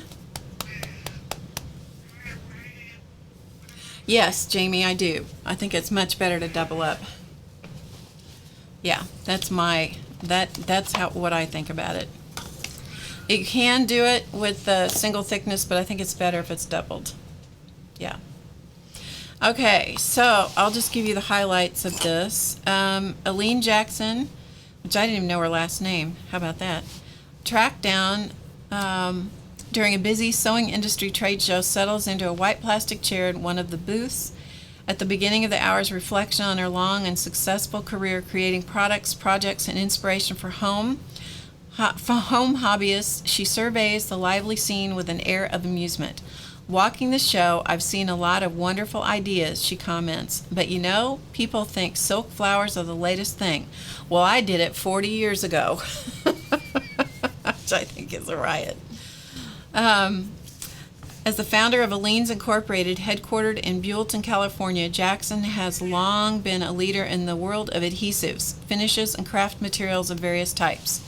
I was the first person to use plastic foam in the craft and flower industry. In fact, I was in the craft industry before there was a craft industry, she maintains. Jackson, one of those rare celebrities who's known to the general public by her first name alone, pronounced Aleene, not Aleene, not Eileen, Aleene, it says it right there, enjoys comparable status among her peers in the industry. A glance at her official biography tells you she deserves her pace-setting reputation.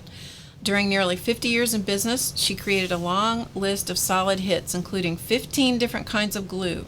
Now remember, this was in 1991, so there was a lot after that. Among her most eminent innovations are Aleene's fabric stiffener, Aleene's fantastic plastic, Aleene's shrink art, and the classic sewing room aid, Jackson's claim to fame, Aleene's tacky glue.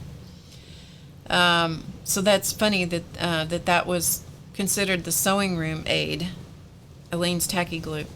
It all started with my make-your-own corsage kit, she reminisces, recalling the mid-1940s when at the age of 17, listen to this, at 17 she opened a florist shop. Okay. How many of us at 17 were opening businesses? I was teaching piano lessons back then, and so I guess I had my own business, but not a storefront, let me tell you. Yeah, not a storefront. I enjoyed helping people make their own arrangements. I didn't realize as a professional florist I wasn't supposed to sell the floral tapes, ribbons, and wires to the general public.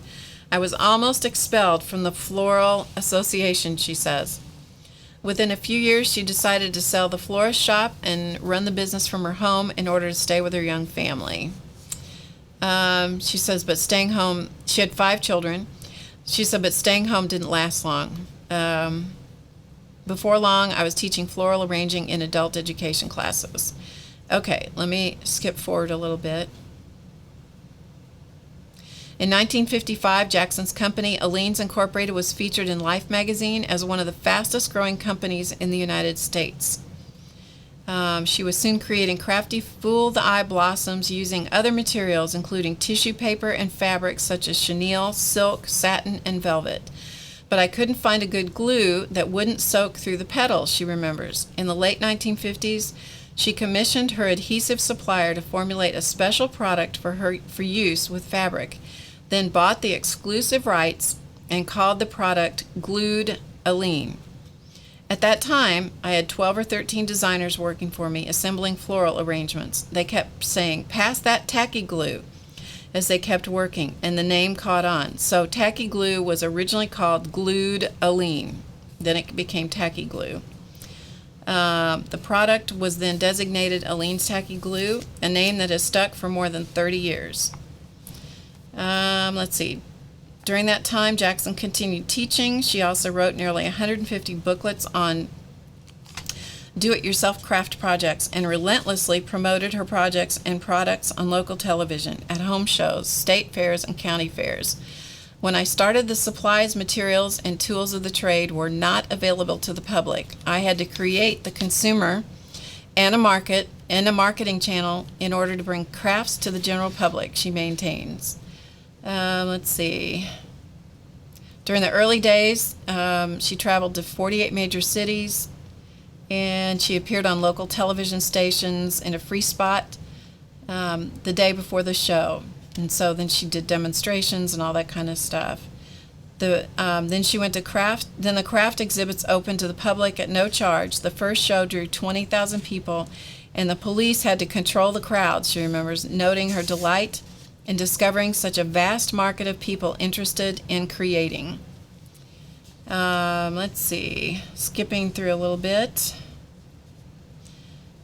As the industry grew, so did Aleene's Incorporated. Through the years, Jackson has developed numerous products, including the popular shrink art, a plastic sheet, which is drawn on, baked, and shrunk into miniature. She pioneered several varieties of glues and adhesives for special purposes, such as a thick glue, a thin glue, a wood glue, a no-sew glue, a dry cleanable glue, and recently a hot stitch fusible glue that withstands numerous washings or cleanings.